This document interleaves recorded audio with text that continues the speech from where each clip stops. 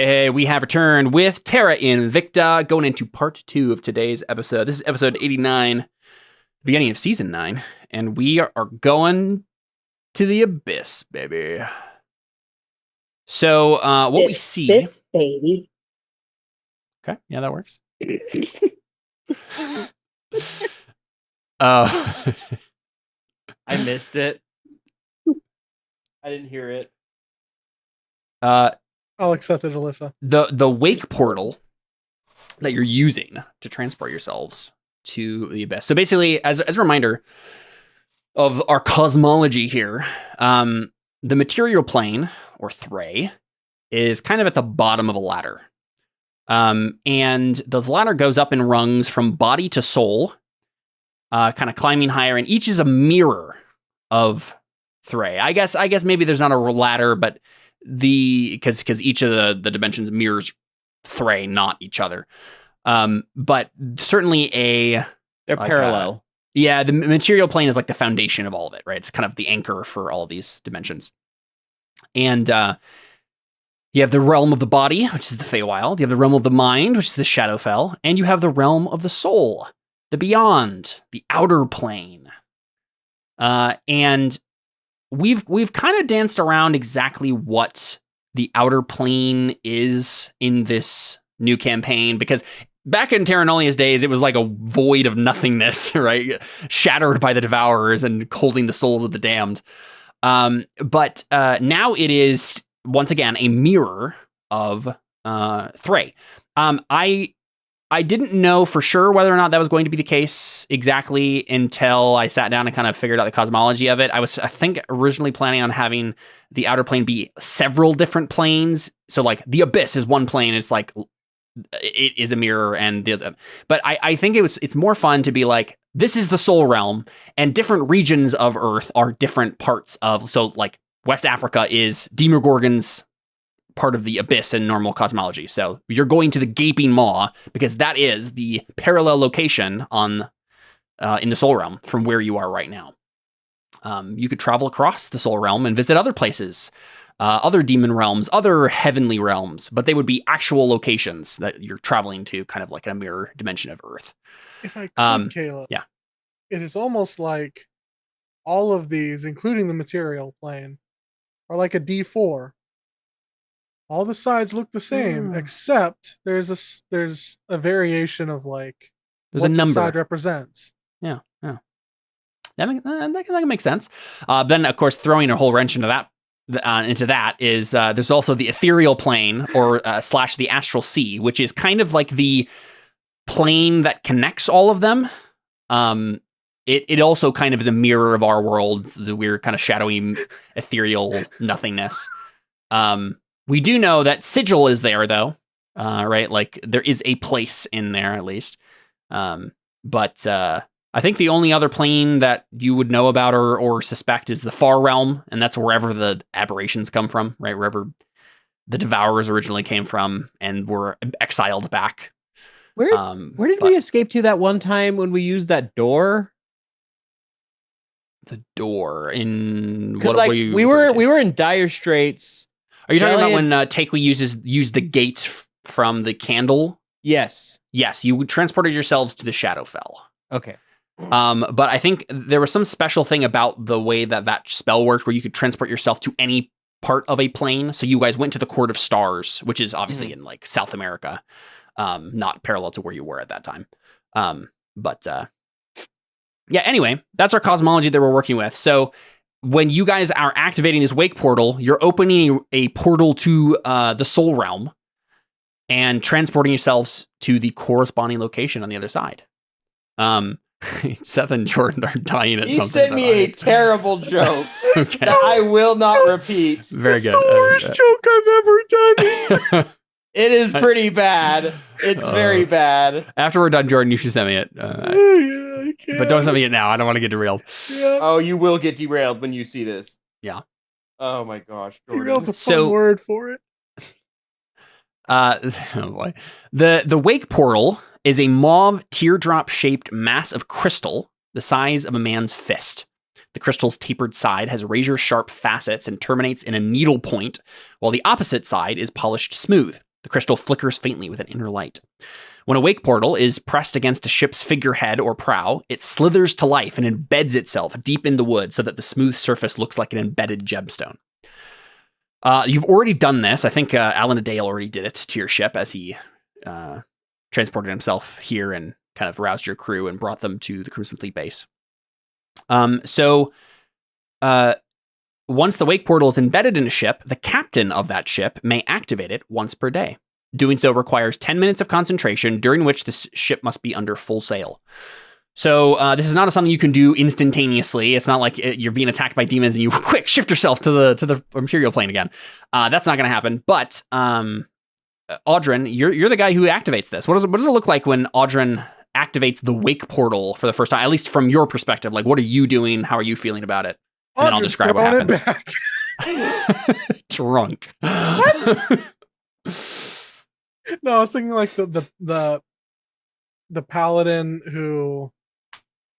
The order of throwing it back. The order of throwing it back. I don't remember this. It's YouTube guy. Okay. Yeah, we'll send it later. I think. Yeah, Alan Adale has like informed you of like this is how it works and this is what you need to do. I picture something like Doctor Strange, where there's some like complex like circular hand gestures or something that have to go into. Yeah, that makes sense. Audrin is a weird mix of a lot of different characters, and I didn't realize until this moment, but Doctor Strange is one of them. I think. I think there's a little bit of Doctor Strange going on in there. Like there's obviously like Iron Man and like Inspector Gadget and Batman and like there's a bunch of different things going on with Audrin, but yeah, that makes sense to me. Yeah, kind of making some hand gestures. When you do, during this period of concentration, the ship's wake begins sparkling and flashing with mauve light. A heavy tang of salt and blood fills the air and the sky darkens. Things bubble up from the depths, bits of flesh and oily streaks oozing across the surface. Flesh? The stench. Yeah. Audrin just goes, does anybody else taste pennies? The stench thickens. The water's turned foul, as if some great beast disgorged all the filth and rubbish ever thrown into the sea in one great heave. As the sky takes on a ghastly hue of red, the clouds swirl and spin with dreadful violence, and mauve lightning lances across the heavens. After 10 minutes, bolts of lightning arc up from the ship's wake to strike its sails, mast, and rigging. An instant later, the wake portal tears open a gateway between the ship's current location and the exact corresponding location on the Soul Realm's mirror ocean. The same waters as the mortal world, but within that plane's dark reflection. The portal transports the ship, its crew and cargo, and the water and anything therein in a 60-foot radius around the ship to the Soul Realm. You also know, Audrin, that activating a wake portal on a ship while in the Soul Realm would shift it back to the point on the material plane that corresponds to wherever you end up on the Soul Realm. So you wouldn't want to shift it. I mean, it's probably more dangerous shifting it from the material plane into an unknown ocean in the abyss, but it might be dangerous doing the other way around if you don't know where you're heading. But in theory, the way that the planes work, right, is like everything really does parallel everything. So you're not at risk of like, oh, suddenly we're on land when we should be on water. Like, no, it like parallels it exactly. So yeah, we transport ourselves into the gaping maw. I have a question about this. Yeah. We just moved an entire island. No, not an island. You moved your ship and the water in a 60-foot radius. Just now we did, but earlier in the campaign. Oh, yes. You did move an entire island. Yes. So when that happens, does it reflect on all of the planes? I think so. Yeah, I actually don't know how that works. I think it would have to. I know it would have to. I just don't know what the Isle of Dread looks like on any of the realms. So I have to figure that out. Like that's got to be a really important thing. I think it's, I think it was always part of it was always meant to be part of this region. So I think that it still reflected this region's part of the Abyss and like the Soul Realm, even because it was like magically shunted somewhere it shouldn't have been. So I think when you go to the Feywild, it's actually, or it might be like if you went to the Feywild and went to the Isle of Dread when it was back where it was, I think you would find it there, but it would reflect the part where it was supposed to be, is probably how it works. Right? It was still tied to whatever that piece of the world is. But okay. Yeah. I feel like that has some interesting implications for what's going on.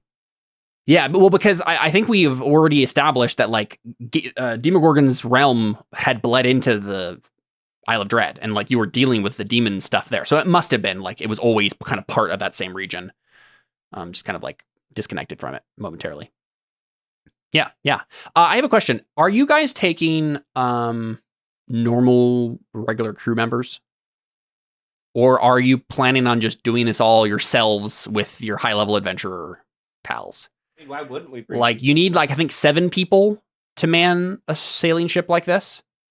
It's just that if you're taking, like, normal mooks, like, they're at risk of dying if they get attacked by demons and things, right? I doubt they would be thrilled about the idea, right? Whoever they are. Well, like, we have, like 1, 2, 3, 4... Do you 5, need 6, 7 12 people at all times on the ship, or if like we anchor somewhere, we can just like have one person watching the ship, Good question. Yeah, that would be fine. Yeah. 7 to move. I'm looking it up right now, but I do. If I remember correctly, it's like you need a crew of 7. Wow, this D&D Beyond thing I'm looking at says 30 that you need for a crew. 30? No. Sorry, that's capacity of crew. Probably not the minimum. It's like 30. Yeah, I know. I was like, that seems wrong. Let me see. I don't know much about boats, but I feel like that can't be right unless you're like a Viking rowing ship. Yes. I'm trying to see if this has a sailing ship or a warship requires a large crew. Man, okay. I think it's implying that you do need this. I remember us always saying in the past you needed 7. That was like the bare minimum you needed to like run the ship. Yeah. So my preference would be let's just keep it in the family and just have it be your NPCs and you guys are manning the ship. And honestly, like Audrey has like mage hand and stuff. Like I feel like your high level adventurers with like powerful magic and magic items. I'm really and things, fast. I can do a couple jobs. I feel like we're probably good not bringing random sailors along. That's personally my preference. Then we don't have to worry about. I think that's fine. About that. Cool. Sounds good. Adeli, remind me. We have Surge's body. I don't think Gentle Repose was cast on it. So I think it needs to be like raised dead. I don't know if I have Gentle Repose either. Yeah. So I know we were planning on rezzing him at some point. I just don't know when. I don't have Gentle Repose. I mean, if there was a spell we wanted to cast, I could have prepped it. I mean, has a day passed actually?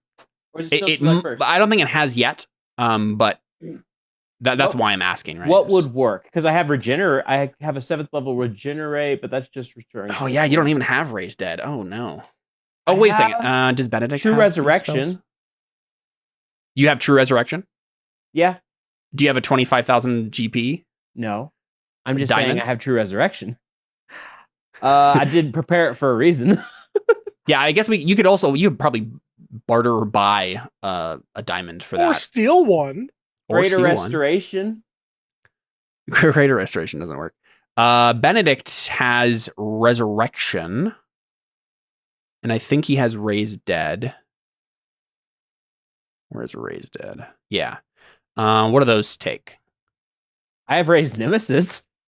Raise Nemesis? What does that even mean? This spell is identical to Raised Dead, except it simultaneously raises 2 creatures with opposite alignments. Interesting. It goes on further, but I think that gives the gist of what it does. And as it turns out, both Caleb and Alyssa have Raised Child. Yeah. It's a spell we unlock when you take a level in the parent class. It comes with a level of exhaustion, from what I understand. It does, yeah.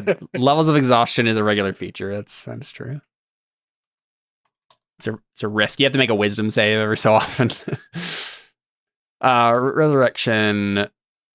I'm just trying to think. Okay, so Raised Dead and Resurrection are lower levels of this, and they take a diamond worth 1,000 GP, and I've just forgotten. I literally just looked it up. I think like 500, respectively. Yeah. So I don't think in anyone's character sheet they just have those spells on them. I was gonna say, diamonds. Those diamonds. Do you have diamonds? What diamonds do you have? I don't know if I have 1,000. I think it's diamond dust too, because it was for the other raising spell I always was casting. Revivify. Yes. Revivify is like 250, I think. I technically have 1,000 GP of diamonds. Some of it's just diamond dust. Yeah, I think it's like 1 diamond worth 1,000 GP is what you need. So I think. Yeah, I don't have that. I think probably the answer to this question is that once we do our shopping here, that will be one of the things that's on the list of things to get, is like one of those types of diamonds, so that we can raise search, right? That'll be the plan. So let me check. I think that's the only other thing I had going on there. So you guys are transported to the abyss. Caleb? Yeah.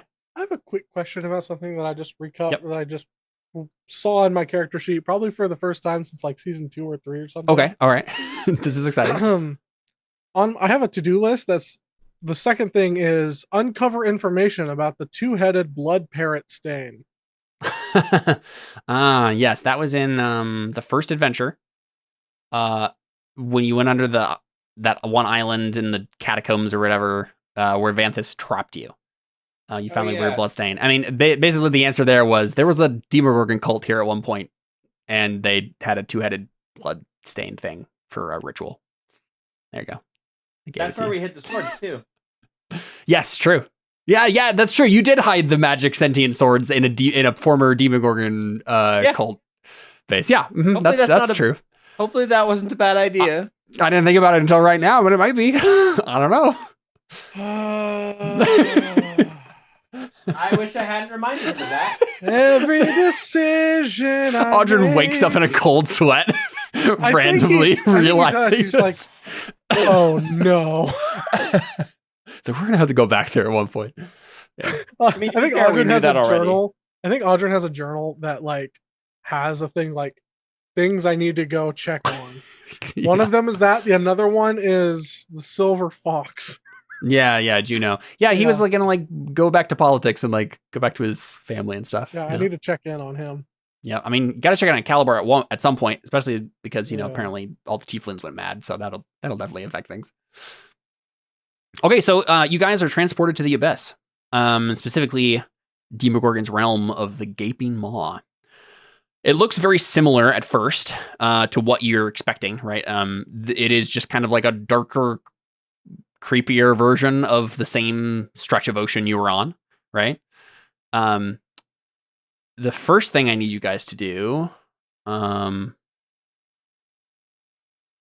actually, okay, so this will happen slightly later. The first thing to note about being in this place, anyone who is lawful or good aligned, you have disadvantage on charisma checks for the remainder of being in this plane, right? Being in this realm here. Who, me?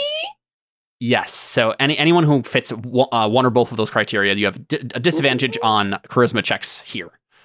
What did you say it was again now? Anyone who is lawful or good. No. But we changed what my alignment was, didn't we? Potentially. Oh, your alignment? Yeah, I don't know. We talked about. I assume you're not chaotic neutral anymore. I mean, it might just be good? True neutral. Yeah, it could be true neutral. Good. I don't know. Deli feels more neutral good than anything else. That's what I was thinking too. Yeah. I think we have officially made true neutrals. Depressing. Riot does not recommend being true neutral. I think that means that every character is finally a good alignment. I think that's where we are, right? That's the first time that's happened.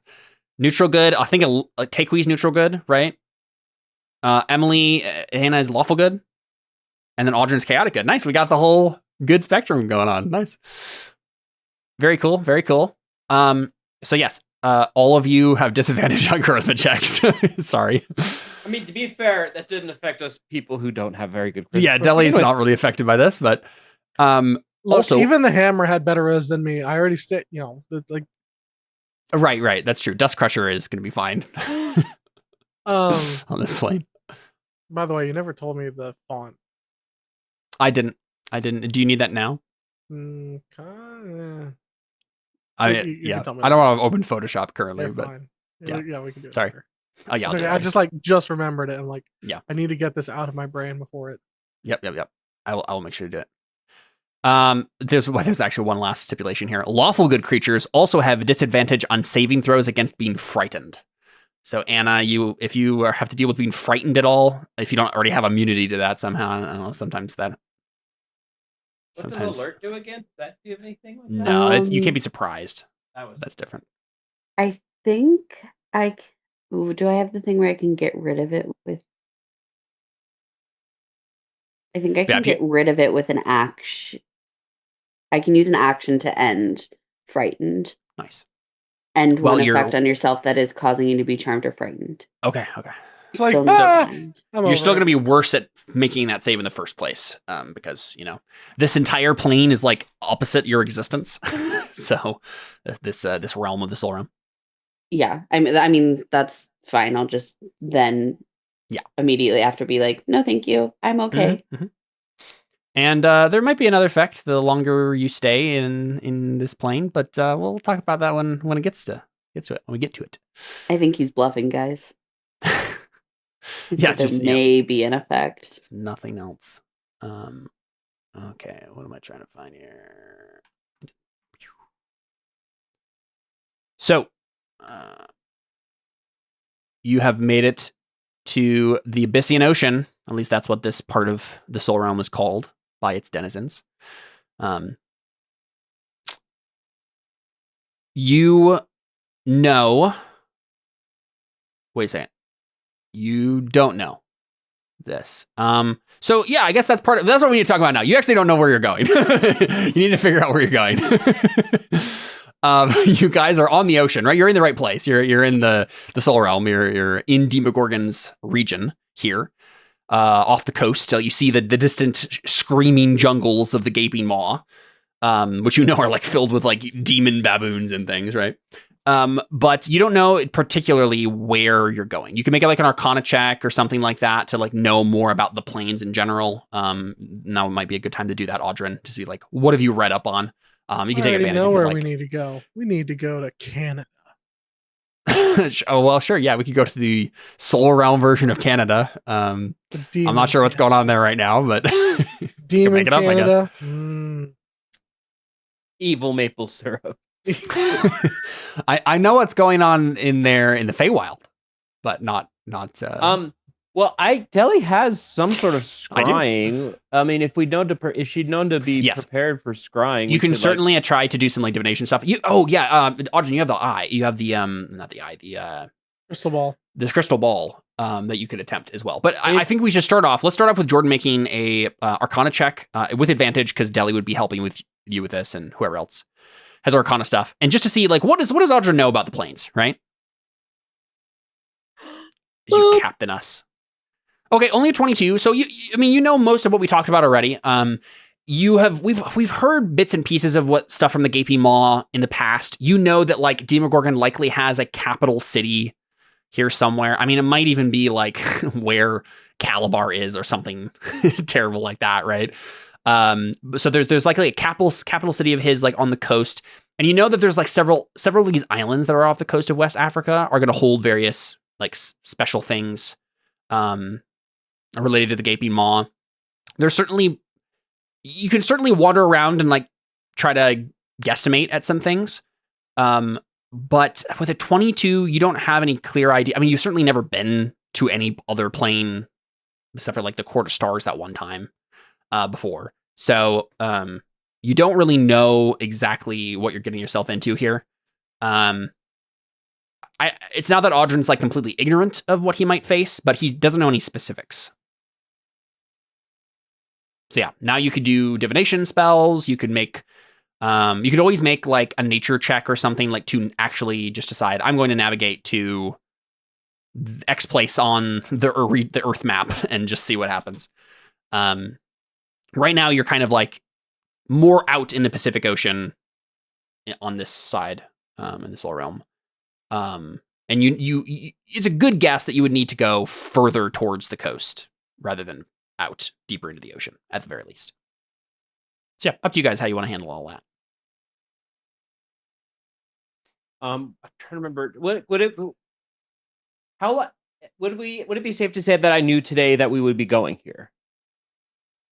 Oh yeah, certainly. Okay, so I think it would have been safe to say that I would have known to prepare something like what's the word I'm looking for? I'm scrying. Yeah, scrying. I mean, and then also Jordan has the crystal ball too. I feel like I used it once before, so I have to have a focus worth at least 1,000 GP already. I just don't know what that is. Yeah. Especially since you said to let worth 1,000. Yeah, was it the Orange of Madoc? Maybe. I mean, that's pretty significant. I don't remember us talking about that. Well, no, because I used it before. That's how I scried on my dad. Okay, yeah, that's how I figured out I was the Master Pearl. Okay, I mean, that's fine then. Yeah, so Deli could do that. Audrin, the crystal ball does take attunement, so unless you want to get rid of one of your items, you might have to give it to someone else. So whoever wants to attune to the crystal ball could use scrying. Attunements left. I don't think any of you guys do. It'd just be like an NPC maybe. I used to have a place where I marked my attunements, but I'm not seeing it now. Maybe that was on. I wonder if Benedict has a spare slot. Yeah, I mean, like if I were to attune to it, I would have to give up my bracers of defense. Yeah. Yeah, same. And my AC is just too good. Plus, it takes a full day to attune, doesn't it? Or is it? No, it's a short rest. Short rest. Okay. Yeah. So I'll be honest, I don't remember what I have that I'm attuned to. If needed, what about Git? Does he have? I think Git has a bunch of magic items. I think yeah. It's Josh Lang's character, so he's, he is. Should I just unattune to my bracers for a short rest, use this, and then reattune? So I'm looking at Benedict's sheet right now, and he has 2 magic items. I'm pretty sure one of them is a wondrous item, and it doesn't require attunement anyway. So I think he has some space here. JK, go off, King. Yeah. Okay. So Stone of Good Luck requires attunement, right? Yes. Okay. That he's attuned to that. Let me just check. I think the Pipes of Haunting he has do not require attunement. I think it's a wondrous item. Let me check. No, they don't. Okay, yeah. So require it. Yeah. Yeah. Typically they don't. So yeah, I feel like Benedict's a good person to have this, right? Cleric type. You wouldn't abuse the scrying. Yeah. Certainly wouldn't have wanted to give it to Vren when he was around. All right, cool. So yeah, that makes sense. So Deli can certainly cast spells if she wants to, but I feel like this has happened already, is that Benedict has attuned to it. So he now knows that this item is called Fathom Glass. So, this is a scrying ball that you found in the vault, right? It's the one item that Audrin took before Deli ate everything, besides your items that he had found. So it's a crystal sphere about 6 inches in diameter. You can use the scrying spell. You can also use telepathy while scrying with it. So the first thing so I guess he knows that there's other stuff if he tries to use it that he would learn. What is your guys' plan? What? Who did you say is getting that? Benedict, the cleric. Okay. Yeah. The St. Cuthbert cleric guy. So yeah, Deli could use some spells, or we could have Benedict. Do you want to just try and scry on Lavinia just to see what we get? That's a good idea. If we're using the I keep wanting to say orb, but it's not an orb. Crystal ball. Crystal ball. I'm it's the opposite of an orb. It's a ball. That's the one. If he's using Fathom Glass, is that just a thing that has a charge on it? I don't know if there are. How does it work? While touching it, you can cast the scrying spell with it. The crystal ball lets you cast telepathy while scrying with it. That's all I got. So if it doesn't have charges and you can do it, I think so. It's like a very powerful magic item. I don't really see what the harm is to going ahead and trying to contact Spells are, Lavinia. like, ridiculously powerful. Because especially let me check like and see if I didn't write down some stuff. Because I'm assuming the telepathy spell, like you just get to talk to whoever you're scrying on. Wait a second. Yeah. This is weird. The What? crystal ball is telepathy a spell? I'm looking it up right now. I think so. Yes. Okay, because I just found the crystal ball of telepathy in the DM's guide here, and it says you can also use an action to cast the suggestion spell. It doesn't say anything about the telepathy spell, which is super weird because it is the crystal ball of telepathy. Is the Roll20 thing just wrong here? I don't know. There is a telepathy spell that you create a telepathic link between you and a willing creature. You'd think that would be what is with which does. you are familiar. They have to be on the same plane of existence. It ends if you're not on the same plane. You can instantaneously share words, images, sounds. I see. Okay, messages so I don't know why this item says that you can cast the telepathy through the wall. So the crystal ball of telepathy says this: while I can't talk tonight. While scrying with the crystal ball, you can communicate telepathically with creatures you can see within 30 feet of the spell sensor. It's not even cast the spell. It's just you can do this. You can also use an action to cast the suggestion spell through the sensor on one of those creatures. Awesome. So powerful. So does that mean that it has a better scrying like view? Because we've always said the spell Guys, scrying. let's just persuade Demogorgon to stop being a bad guy. Because like That will clearly work. Yes, I'm sure a suggestion spell will do And wonders. just do that suggestion. Stop your evil plans. Stop. like, Get some help. we've always like said that scrying, you like see the person and like that's all you see. But if this says with any creature you can see within 30 feet of the scrying sensor, does that mean you have a 30-foot view around? I think so, because it's like a sense. Let me see what the original. Because that's wild. Yeah. Compared to like what we've been talking about with scrying before. Oh yeah, because it's just the scrying spell. Okay, I see. Let's just see what the scrying spell says. Scrying. Okay. The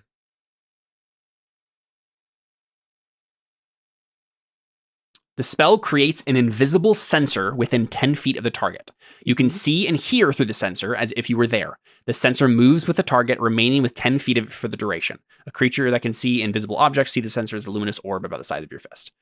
So I think the implication here is that there's an invisible sensor and you use your perception.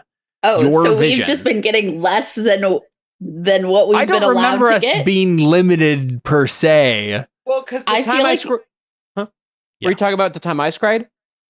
No, I'm just saying, like, because when I was Raya and I would scry, it'd be like, you just see this person and you don't really see, like, anything around them. Yeah, I don't think I ever, like, described it being limited per se, though I don't think we knew it was as expansive as this is saying. I don't think I was literally just listening to Terra Nullius. I don't think I was ever like, you could only see the one guy. But yeah, we didn't really go into what else you could see per se. Okay. I just remembered, Caleb. Sorry, random thought, completely unrelated. Because last time I scried, it was on that one guy. What happened to him? Your other, like the mentor that taught me how to use magic and everything. Okay, so Kiris is dead. Yeah, he's dead. Okay. He was the weird abomination. Okay. That you guys found at the end of last session. I couldn't remember if that was the case or not. I just need to remind it. Yes. And then your other, like the gal, it was like the druid who taught you originally. The lady or whatever. Yes. I think she is dead. I don't remember how we learned that information. I tried to scry on her and nothing happened. I'm pretty sure that's what it was. Yeah. I think you're pretty sure she's dead. Yeah. Cool. Yeah. So you can, so this is what this thing can do.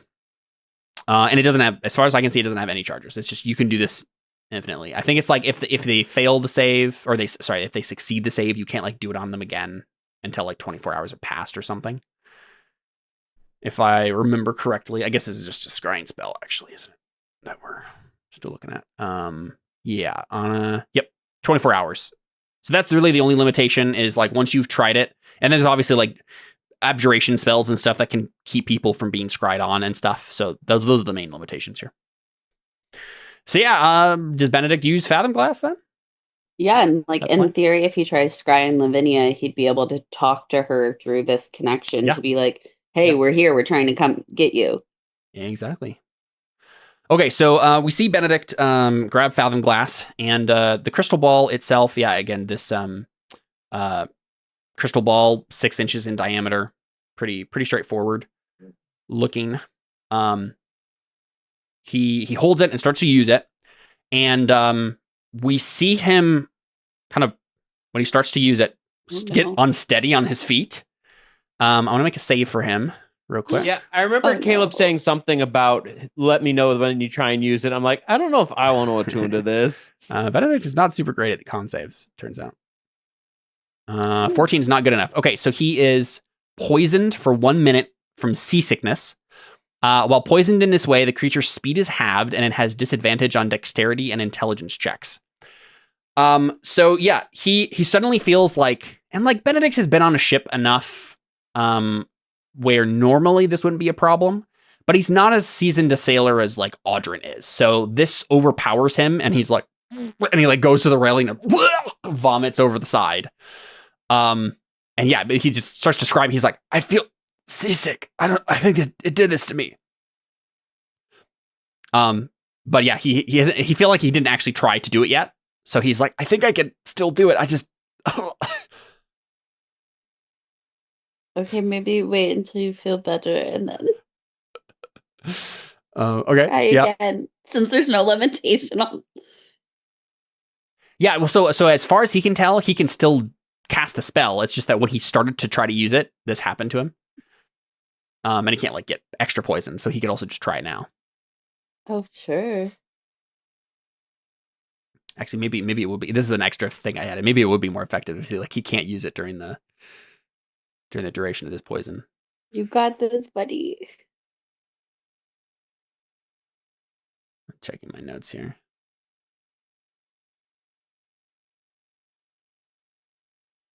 Yeah, okay. I think he's seasick and stuff and like doesn't feel great, but he's like, I'll try, I'll do it. And he's gonna go ahead and cast Scrying on Lavinia. It automatically fails. He doesn't know why, because the spell doesn't automatically tell him why.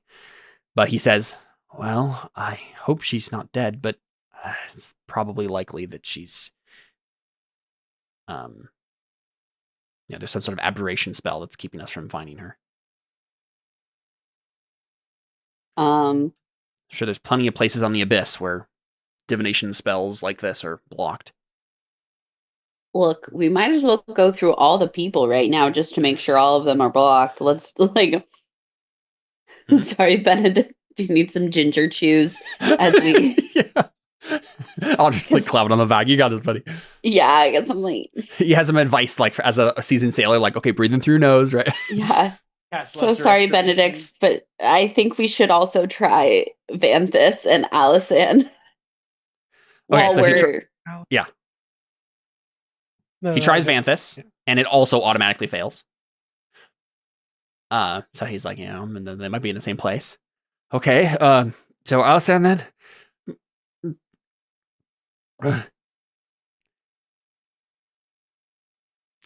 He tries it. All you, buddy. And it automatically fails. He's like, is there anyone else that we need to... Do we know anybody else who would be able to fit? Andre's just like, can you scry on me? I was gonna say that. Dang it, make sure Jordan. it works. Yeah. I was gonna say that. Yeah. Okay. Yeah. We'll check if it's working at all. He casts Scrying. He is going to make a charisma save with disadvantage. Yes, true. Why does he have to make a Christmas save? He fails. So he sees in the crystal ball, we get from his perspective, he sees like a shimmering water surface on the crystal ball, right? And it like kind of like as if he's like going beneath the waves a little bit and like seeing things through the waves. And he sees himself and Jordan and Audryn and like everybody else on the deck of the Sea Wyvern. I'm there too. Yes, like, Jordan. Jordan's there. So what happens is my overlays are set up to filter between your guys' names, like the player names and the character names. So whenever I look over, if I see your player names, that's the one I default to when I'm like trying to remember who I'm talking about. So that happens a lot. And he sees what kind of looks like the Sea Wyvern, except like everything and the way that this curse here is worded. All verbal or sensory information you gain for the next hour is warped into nautical slang, archaic sea metaphors, and cryptic riddles.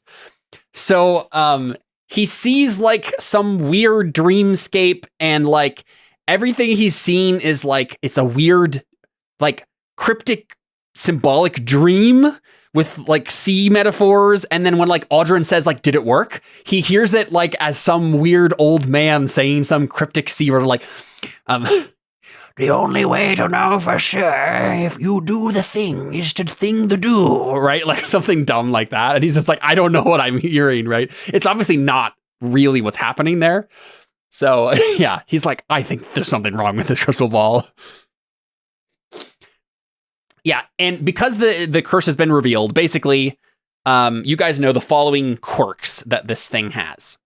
Whenever you use the crystal ball, you experience the sensation of standing on the deck of a ship in rough seas. The rocking motion is so vivid that any creature without a seafaring background or immunity to being poisoned must succeed on a DC 18 Constitution saving throw or be poisoned for 1 minute from seasickness. While poisoned in this way, the creature's speed is halved and has disadvantage on dexterity and intelligence checks. Also, after using the crystal ball, your mouth tastes strongly of rum and salt water for 1 minute, regardless of anything you have eaten or drunk. When scrying, your view appears through a shimmering water surface. Minds contacted via telepathy appear as shadowy figures drifting beneath the waves. Lastly, there's like just straight up curse on this thing called Tongue of the Sea.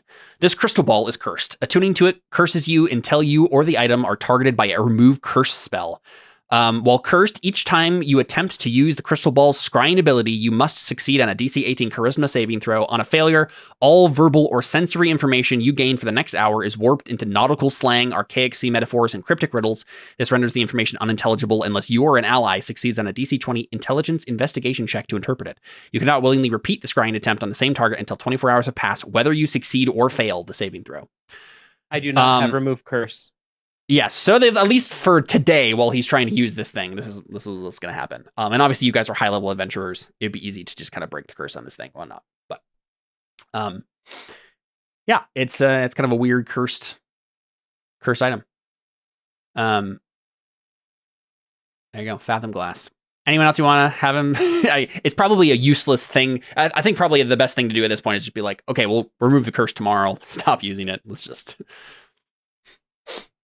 Unless you want to, you can keep. I mean, can it's remove useful the information that we can't scry on anybody other than the people that are here that we know of, at least. Yes. What about Draco Mouse Boy? Mouth boy. Mouth Boy. Yes, whatever. Dragos, Dragos, could whatever. indeed be. I don't think he had a last name. It was just Dragos. You guys made up the last name. I just made the joke that it was his last name was Mouth Boy. It's Mouth Boy with an I. Sure, you could scry on Dragos. I'm not sure Benedict would want you to do that, but I think Benedict doesn't even know who he is, does he? Yeah, I suppose. I think Oh, maybe that's that means true. you You can't have to do it. scry on people you are somewhat familiar with. Well, Yeah, it makes it easier, but Yeah, I guess I didn't even. Yeah, I mean, it automatically failed for most of the people we tried it on. So yeah. I mean, you could try whatever you want and just let you know. Likely, what he sees will be unintelligible. Yeah.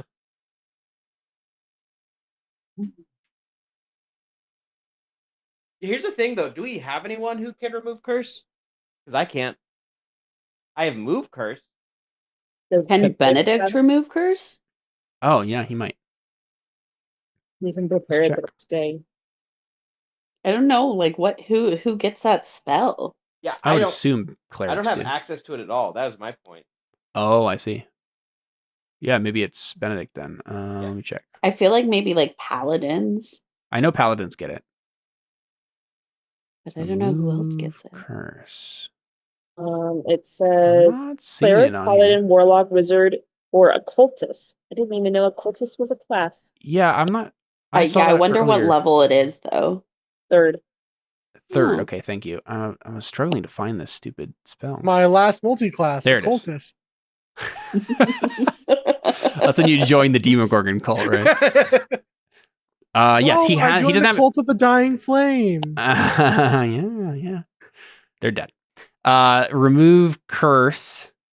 Actually, I guess they aren't. I guess that's kind of what Take Cult of the was Dead originally Flame. a part of, probably.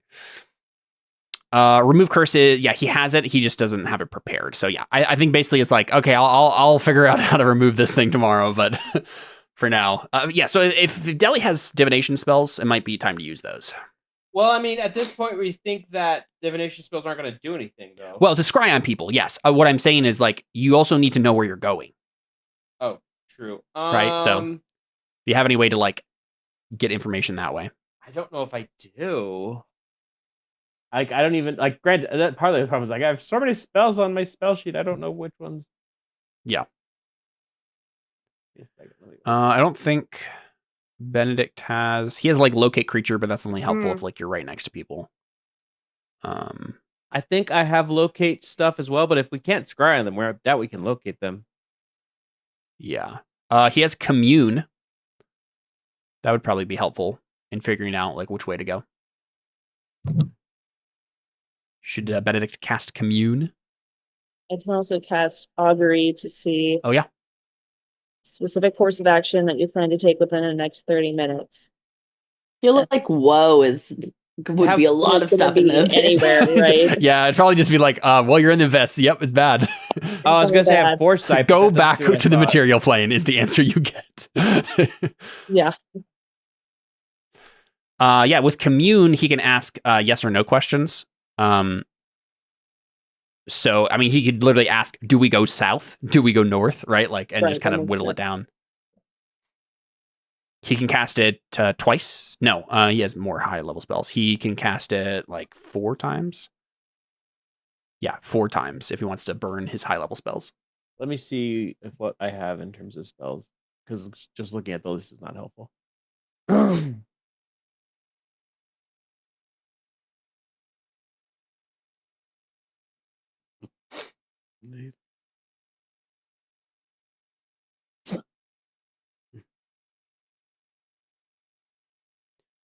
Yeah. Is that what we do? Is we have Benedict cast commune? Oh, I also have augury. That makes Nice. sense. I don't see anything else on my character sheet. I have commune with. Oh, I have commune with nature. Oh yeah, does that help? You commune with nature spirits and gain knowledge of the surrounding area. In the outdoors, Ooh. the spell gives you knowledge of the area within 3 miles of you. In Goes on caves and question. other natural set underground settings, the radius is limited to 300 feet. Okay. The spell that's what I was doesn't gonna function where nature has been replaced by construction such as castles and settlements. Choose 3 of the following facts you learn those facts as they pertain to the area. Locations of settlements, locations of portals to planes or of existence, location of one challenge rating 10 plus creature, most prevalent kind of. Yeah, you can ask, where is Demogorgon? And and location. Well, DM's then choice within of a the creature, 3 mile radius. and that is celestial, an elemental, fey, fiend, or undead. Can you post that in chat? I only caught some Sorry, of I'm it. looking at D&D Beyond, but yeah, let me Oh, see. This is a level 5 spell, I think. Because that seems like it might even be more helpful because Yeah, and honestly, I didn't know I had this, and I wouldn't have. oh yeah, I didn't prepare it. Well, I didn't prepare because I didn't know it existed. Sure. I didn't know it existed. I could have said we could have. Come on. Yeah, that would be a reasonable one to have prepared. I'm just imagining Deli going up to a plant and going, all right, little Hell Rose, can you help us figure out where we're going to go? And the rose is just like, it burns! Save me from this endless nightmare. Put me out of my misery. Okay, I put it in chat. Cool. Yeah. 3 miles. Natural underground. Oh, So I okay. get to pick 3 things. Well, so here's the question: does being in the abyss, does this count? I don't know if nature is what this. I guess it kind of is. I mean, is it not natural? Because okay, so this is the things Like it gives we're us on is water, right? yes. Which is natural. I guess That's what I'm wondering nature, is like right? it does say like in caves and other natural underground settings, the radius is limited to 300 feet, and then like nature's been replaced by construction, so dungeons and towns, like you can't do it. I wonder if there's like maybe some sort of limiting factor because it's like not real nature. It's like weird soul. I thought it said realm it's nature. compared with nature's spirits. Yeah, I'm not sure those exist here. Like in the Feywild, 100%, right? This is like an ocean. You're right. I'm just looking at this. Okay, so you can nearby settlements and stuff. Yeah, because it's like within 3 miles too. I'm not sure that's as helpful. Like you could probably use this multiple times throughout the course of the The level trip 5 here. spell. There's But a what I mean part is of me like that's over convinced- several days to like slowly get information as to where to go. But like 3 miles isn't going to tell you a whole lot. Because you really need like a direction.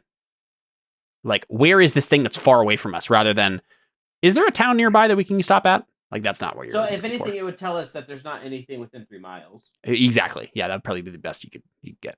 I think community is probably the best answer here. Yeah.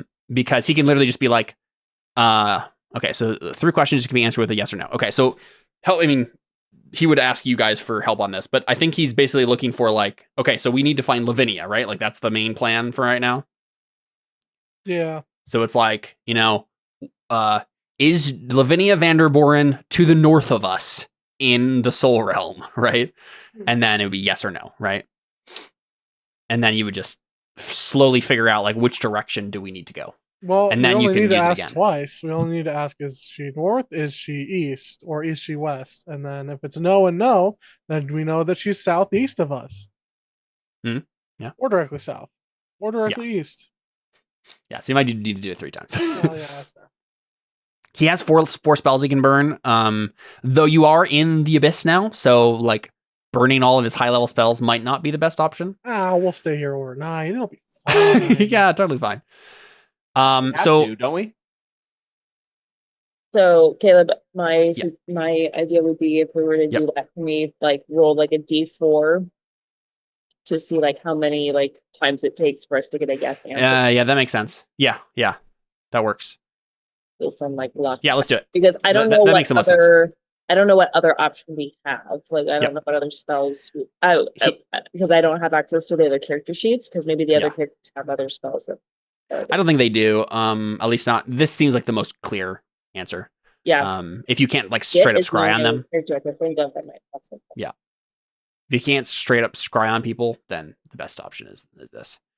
Okay, I'm gonna roll a d4, and that will be the amount of spells he burns before he finds the correct direction. And honestly, he'll stop at like he can't be. I'm gonna roll a d3 actually because he could once he gets 3 wrong directions, he knows the right direction. So okay, so only 2 times, and then on that second spell, he gets the right direction on accident, right? By coincidence. So yeah, you guys. Let me pull up my map here.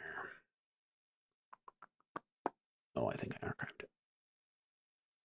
I don't know if this is relevant for you guys, but oh man, this doesn't have any labels. Why didn't I label it? It's fine. How could you? I know. Just gotta find the.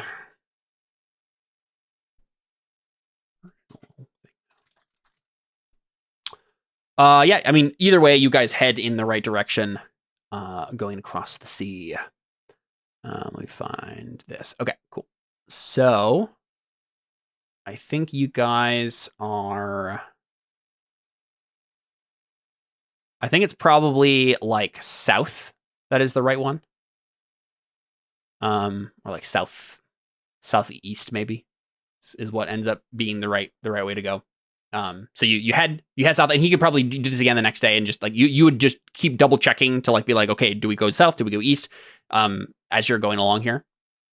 But you know the general direction in which to head, and I believe you head towards it.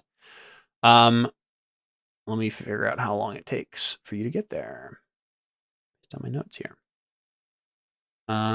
Okay. So the first thing. Okay. You travel for 4 days before you get to your first kind of like landmark here. Let's see. as long as you keep using commune spells every once in a while, you can keep going in the right direction. And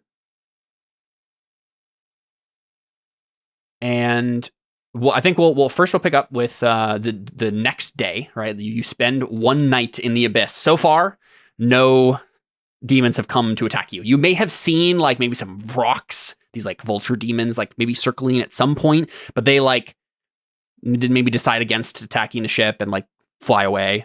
You definitely see signs that like you are in the abyss now and like there are demons around, but they don't attack you yet. Because they're already dead. When they die, hallelujah and by, they'll fly away. And they're dead. So yeah, of course. Oh, Jordan. The first thing I want you guys to do on July 2nd of July 2nd? I thought you said it took a couple days. Well, where I'm just passing the first day so far. There's something that happens when you wake up July 2nd. But it will take you 4 days to get to the thing the next thing. I won't play my cards quite yet as to what that is. I need every non-evil creature, which is all of you, who finished a long rest in the abyss, make a charisma saving throw for me. We have disadvantage. I've just been awake this whole time. So, I believe that I said don't make it yet because I believe it says charisma checks, not charisma saves. Yep. Okay, that's why I wasn't sure. Okay. Charisma saves, really? My worst save. Because the idea is like you're good people trying to talk to demons is not going to go well. Oh, nice. Good job, Deli. All right, Takeaway's good. No. Emily's good. Oh, I pass? Yep. Jordan's not good. Okay. All right, so the two of you, Deli and I'll roll for the other NPCs too, and we can figure that out from here. But Deli and Audrin, you have become corrupted by the plane. This is a DC 10 charisma check. Wouldn't be my first time. I would like. I need to open my other notes here. I would like each of you to roll a D10 for me.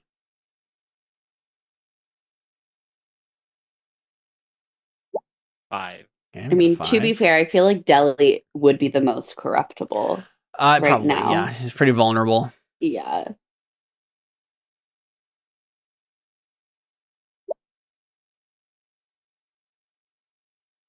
All right. You both got the same one. Oh, okay. So I'm going to go ahead and message this privately to the two of you. You now have gained this basically what amounts to a flaw, right? Like wouldn't be the first time. Yep. And you can obviously, fight against this, realize that something's wrong, all of that jazz. But this is how you've been corrupted by the plane. There you go.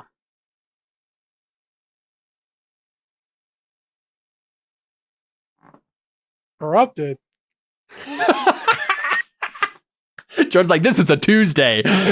Once he reads Do you know who I really am? That's amazing. All right, so you know what? This might just be par for the course. Given yeah. We might not know. Secrets are no fun. You're trying to be funny about it, but me and Alyssa don't even know why it's funny. Look, Yeah, all I'm gonna say is secrets will definitely kill someone.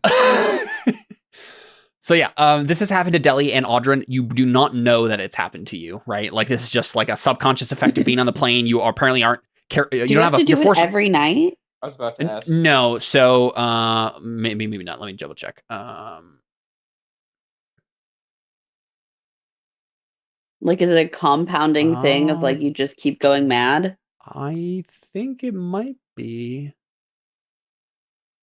Or now that Jordan and I are corrupted, do we just? It just says who finished a long rest. You're not going to get more. You two aren't going to get more, but all the characters will have to make this roll every time. We'll get into the other effects of this and like how it might be able to be removed. 3 more. No, because something else happens on July 2nd. So we now know how long it's going to take you to get to the landmark on the map. But the thing that happens before that on July 2nd, after Deli and Audrin are corrupted by Gaping Maw, it's fine. You come into sight of a strange ship. It has sleek, ship, Lollipop. it has sleek, transparent sails and skims across the water without leaving a wake. You see on its nameplate, it is named the Sapphire Griffin. And it is not filled with demons who want to kill you. It is in fact filled with strange 9-foot-tall blue-skinned humanoids. Avatar. That's kind of the vibe we're getting. Audrin, less native though, less like indigenous, more like civilized, merchant. They look like merchants or wizards or something. Audrin, probably make a history or maybe an Arcana check. Yeah, Arcana with advantage because everybody's helping you. 31, nice. Yeah, Audrin, you have read about the. Oh, you know what? I don't know if you have. These are like super rare and like have just come into existence. Yeah, I think we'll say that with Audrin's 31 on Arcana, he doesn't know what these are. And that's like okay, that's weird. Like, definitely a thing I've never seen before. But yeah, there are 5 of them. And the ship approaches the Sea Wyvern quickly, but not aggressively. The blue-skinned humanoids hail your ship, right? And they say, these genies? I don't know. They're like, you're kind of getting slightly a vibe like that, but I don't know. I mean, Wait, Jordan would be able to. Where are they? What? I was like, are they genies? We see the one guy, Harpo, floating by going, hi, guys. Well, so we'll get there. We'll get there. I was kidding. Audrin, you would be able to tell. You'd be able to tell if these are genies. They're not genies. Are they like djinn? Like weird? No, again, you got a 31. You do not know what they are at all, right? They are not elementals. They're not like anything like that. You have no idea what these things are. But yeah, they hail you and they say, "Hello there, traveler. Might I interest you in some wares? We are traveling merchants, traveling the plains, looking for exotic things to sell, buy, barter, or trade." I'd like to make an insight check. Sure. Are they telling people? 31. They're not. They're not slavers. They're honest merchants who just want to make a buck. Make their way in the world. Yeah. Then I'm kind of like, oh hi, okay. Wait, Jordan, we got the same curse, right?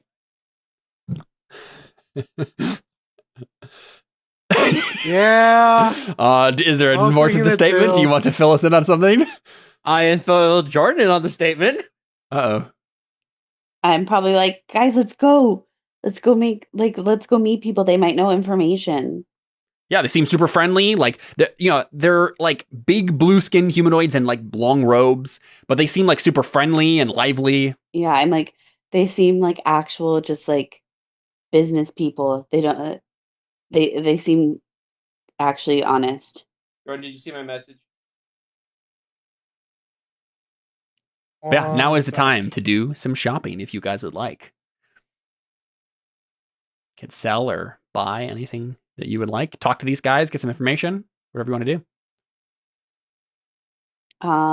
I'd probably just like right now, like talk to them to be like, which direction were you guys like? Did it seem like they were coming from the direction we're going, like directly? Yeah, probably. Yeah, they're coming from the south. Makes sense. Probably be like,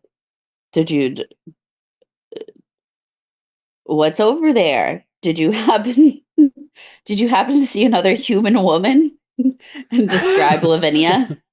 Lavinia, yeah. And I guess describe weird monstrosity that Vanthus has become into. Yeah.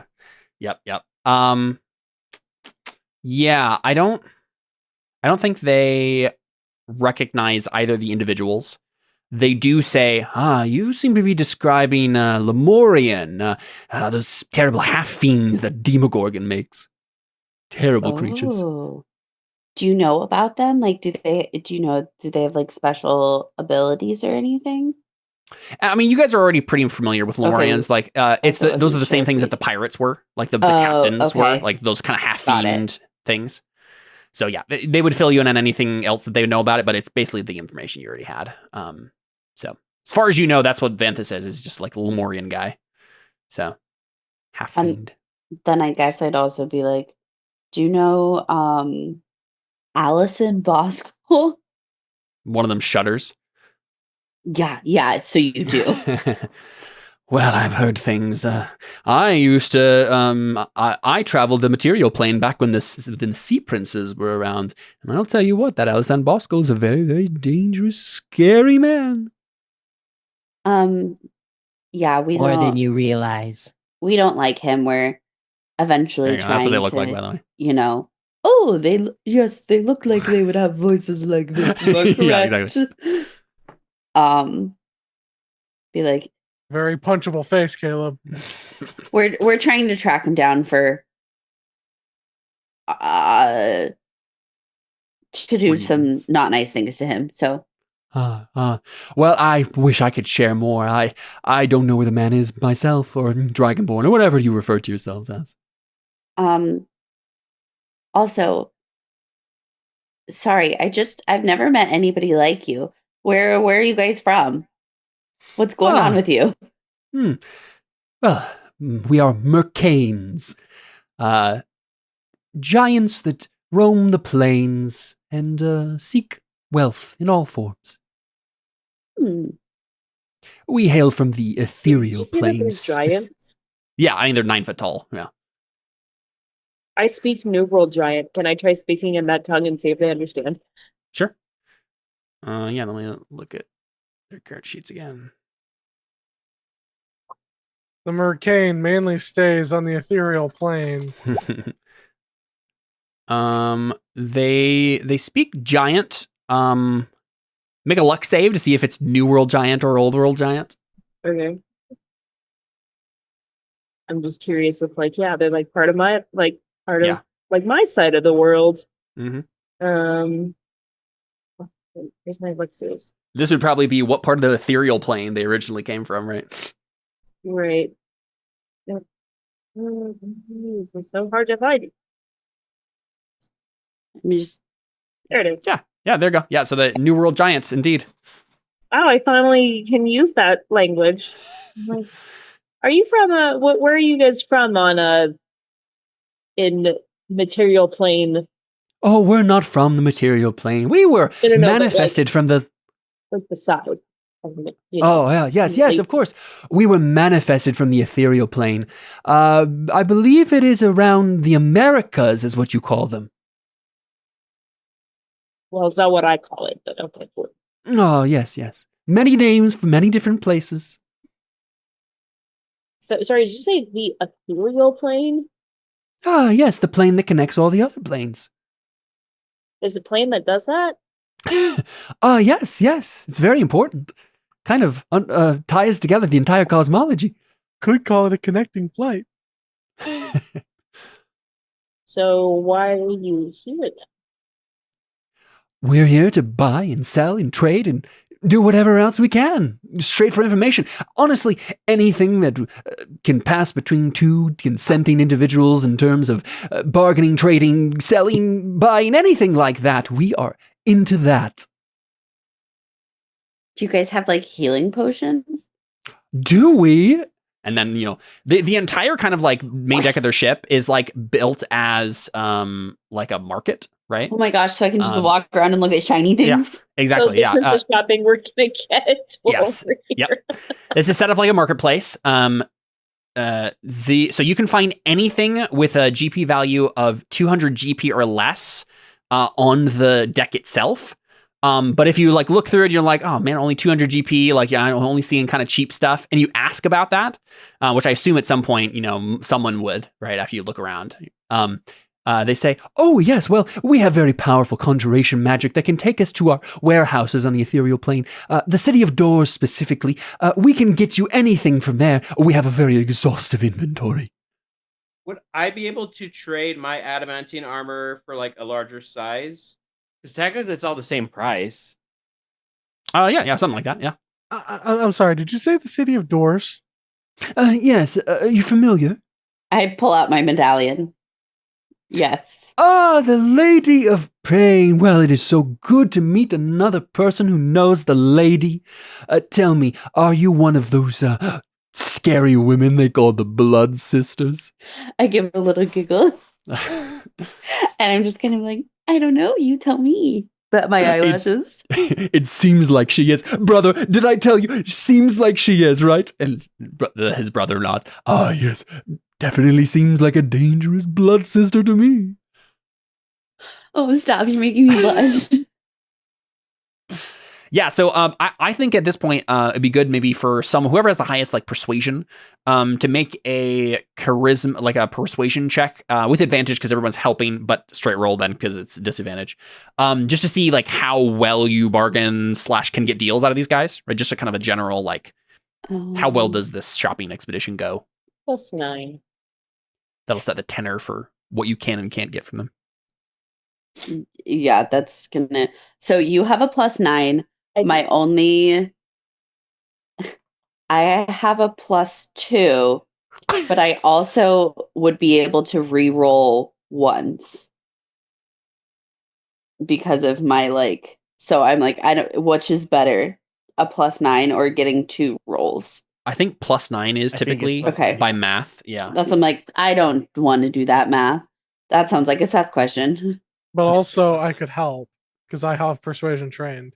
No, it's a flat roll with people I was assuming helping. I was assuming people were helping. Okay. Because Whoever has the we highest, have just roll disadvantage. straight Oh, roll, right. basically. Aldrin has a +8 or a +10. I have an 8 in Oh, okay, so I do. persuasion. Yeah. Yeah, so it makes Yes, sense. Like yes, Taker's you're the the one persuasive who speaks their like native tongue, basically, right? So you're just like chatting them up and Okay. Yeah, for I it. guess I'll roll. I really wish I could give myself inspiration in these moments. yeah. So, Is there a bard subclass that does that? You have to Think just be a there high is. level, right? I don't know. I've never been a high enough level bard to know those things. Yeah, you definitely can eventually. I think Nice. it's just a level High up level. thing. Nice. All right. Well, here we go. Go for it. Well, Yeah, 17's not bad. not Yeah, so you're getting good deals. They're not trying to, they don't view you as suckers to like scam or we're not going to get scammed, but we're not going to get rude. like amazing deals. Yeah, exactly. They'll bargain meanly. This is their job. This is what they do. But yeah, so let's talk about what you might want to buy, sell, get rid of, offload, trade, barter, whatever you want to do. Let's do it now. Should we sell this black heart dagger that none of us are using that we don't even know where it is? Yeah, that makes sense to me. I mean, do we really want that in the Jordan? hands of anyone else, though? Would we rather keep track of it? I mean, it's not the thing that kills you forever. It's the other one. It's the one that's just like a dagger that has magic on it that we don't use. Right, yes. I don't care then, yeah. I think we can. The other option is something that Caleb and I have been workshopping a little bit, which is me potentially moving magic properties around from one item to another. Yeah, that was still a thing you wanted to figure out here. So do you want to keep it then to be able to use the?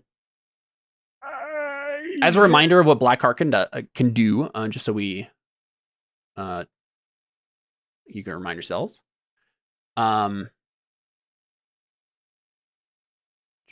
And I'm assuming all the other NPCs are kind of like joining in the selling and buying and stuff here. But we haven't really talked about them yet.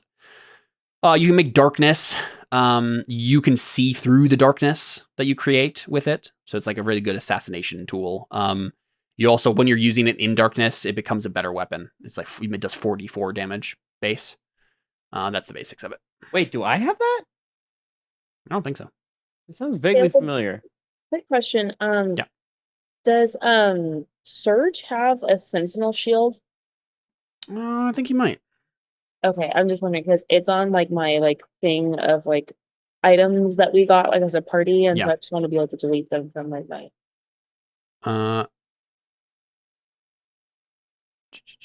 Yes, he has the sentinel shield. Okay, and then he also has the sunblade too, correct? Yep. Okay, cool. Delete those. And then he also has the cloak of charisma too. Yeah. Mm-hmm. I mean, I know that he's not. We haven't rezzed him yet, have we? Or did we? No, I think that's happening today.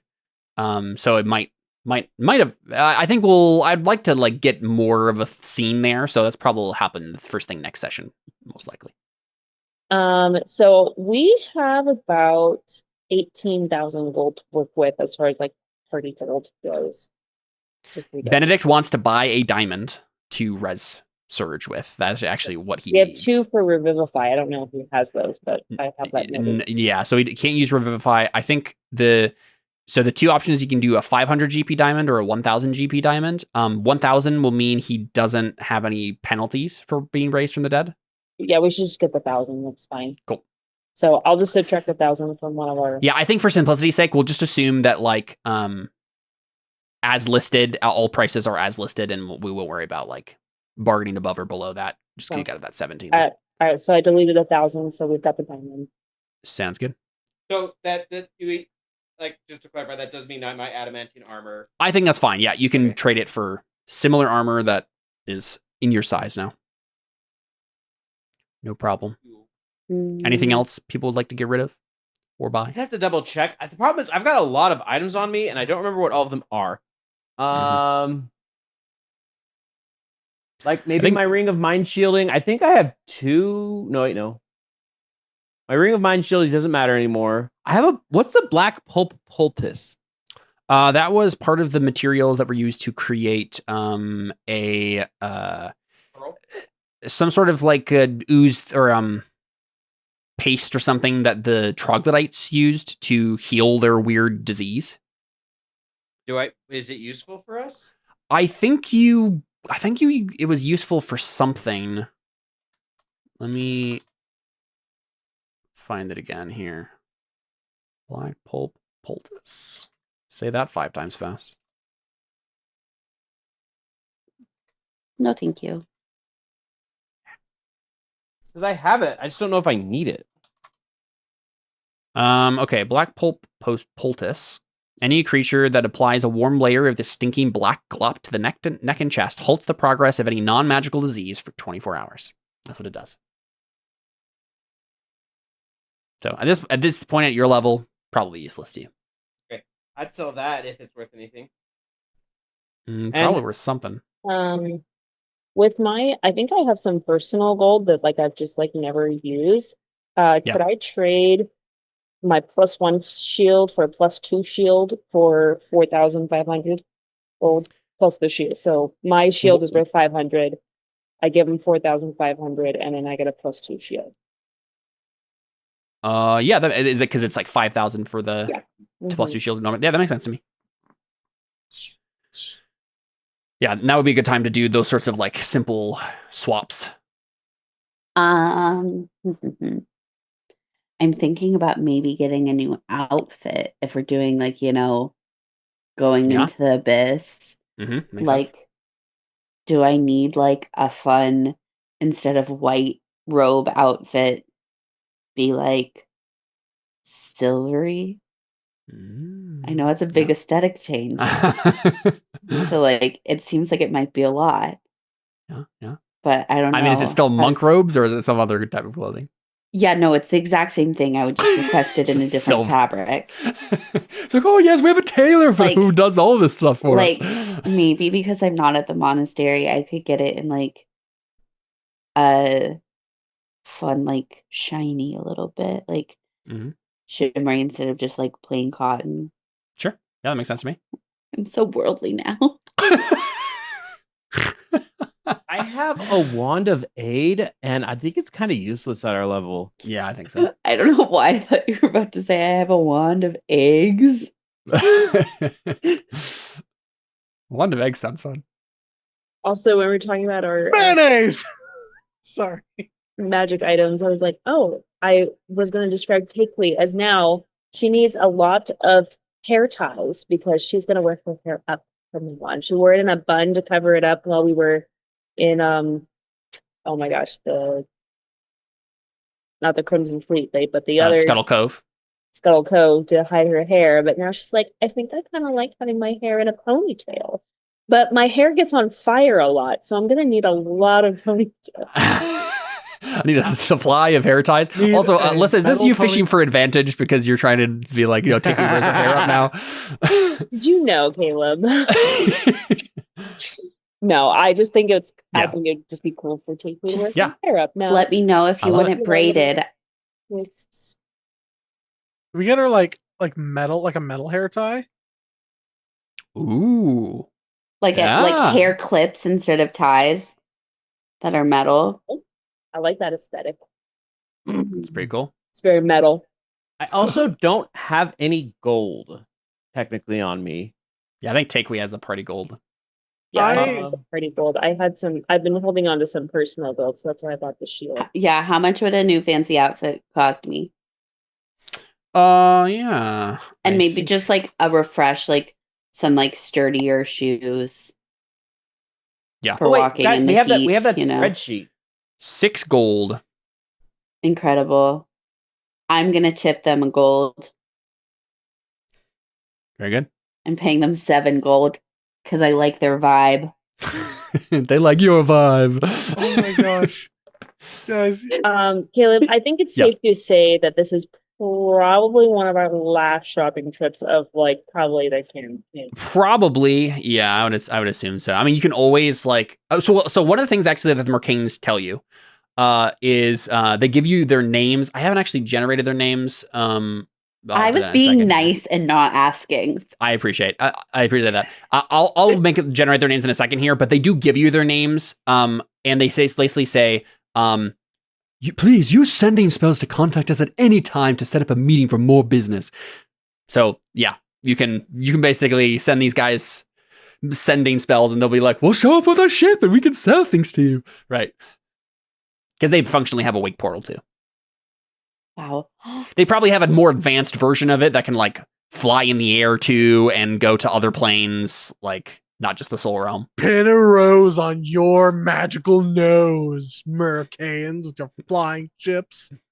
How much How is much- like a metal hair tie gonna cost?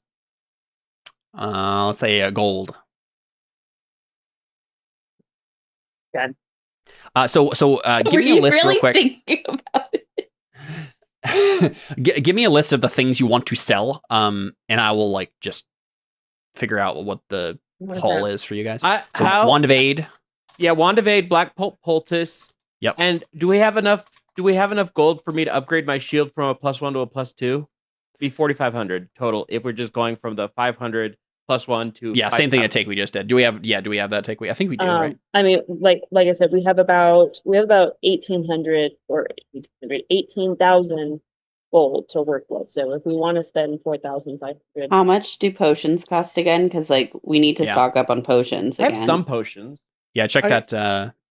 I have a Excel single potion of greater healing. I have a question. I don't know if we ever included these in party gold or why they're on my character sheet or what. First of all, there is, where did it go? There is a pearl worth 100 GP in my Yep. inventory. Also, I have 7 paperweights worth 750 gold each. Yes. Let's sell those babies. You got that from the pirate base just a second ago. So those I aren't didn't included in party include gold, those. right? Say again, Take we. I think I included those in our party gold. You included those in the party gold. Okay. I think I did. I think you did. I think you gathered everything. Did up from the Vren pirate have base. anything that was worth anything? Vren took something with him, but we But made did he sure have to. anything on his character sheet that he would have left with him? I don't remember. I don't think so. Bren's not exactly the. Please take some of my. I remember writing some stuff down, which is why I was asking. I couldn't remember. Yeah. So, Audrey, I think you can just delete those. I think those are already taken in part of Takewee's, and that's what's happening here. Is Takewee's like offloading all of that stuff to them, right, and converting it into pure currency. I can't open the Excel sheet because I don't have Excel. You don't have So Google it's- Sheets?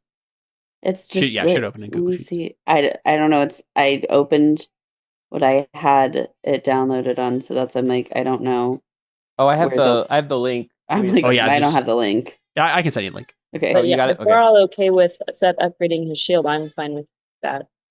Using Yes. ones. Yeah, I don't have anything Got that your I outfit. feel like I need. I mean, I'm already fully attuned to stuff that's Once Emily got that staff, she was good to go. I need to double check all my attunements. I just have so many items. Oh, wait. Can I request that also in my new silver garments that I get like some like details of like gold, like lightning embroidery. Yeah. You gotta go all lightning themed of like now. of like lightning pattern to match my staff. I like Love show it. him the staff and I want it to match this. Oh, what a marvelous artifact you have there. Of course, these sorts of things are very important, you know. Vibe, appearance, presence. Yeah, you can look at this if you want, but I am keeping it. I don't know if you enjoy looking at fun things too. Yeah, I mean, they certainly will fawn over it for a while. Amazing. Okay, so after after getting the shield, we have 14,607 gold left. So you guys know what we're doing. I think it might be. I mean, I feel like we should get healing potions. Let me see how many I have. Yeah, I agree. I think I have 2 greater healing potions. Oh. I have 4 one. normal potions. I have 1 greater. Ring of Mind Shielding. That's the other thing I was going to sell. And then I was going to see if maybe also we could get some potions of fire resistance. Yeah, that makes sense. That makes sense, yeah. Oh, I have 1 potion of Supreme Healing. I have a Cloak of Protection. What we should honestly probably do too, we should probably buy 1 more diamond in case one of us needs to get resurrected. I have 300 GP of diamond. Oh, wait, it's a resurrection consumed. Yeah. I have 300 GP of diamonds and also diamond dust, and that uses for revivify and something else I don't remember. Greater restoration uses diamonds. For revivify, but I don't know.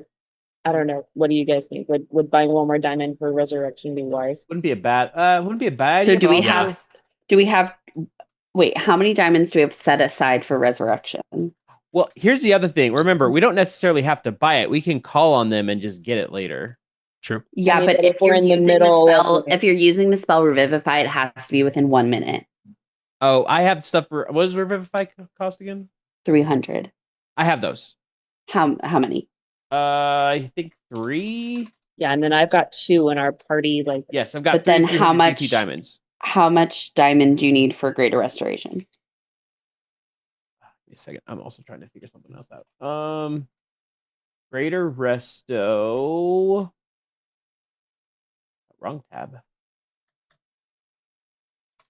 Requires diamond dust of at least 100 GP, which the spell consumes, and I believe I also have 3 of that.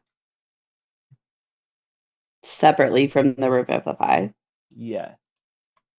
Yes, I have 300 GP, 3 sets of 300 GP, and 3 sets of 100 GP diamond dust.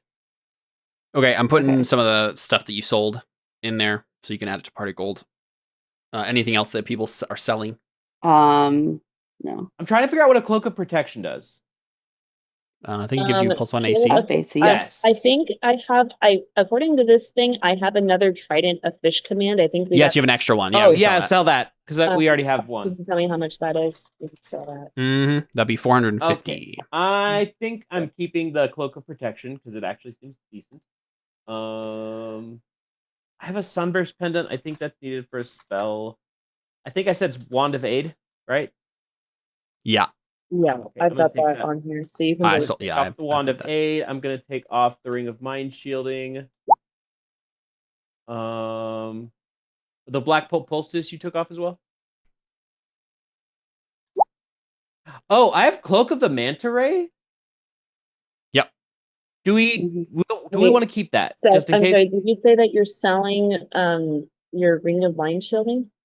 Well, it's not necessary anymore. They already can find out where. I don't know how much it got sold for. 500.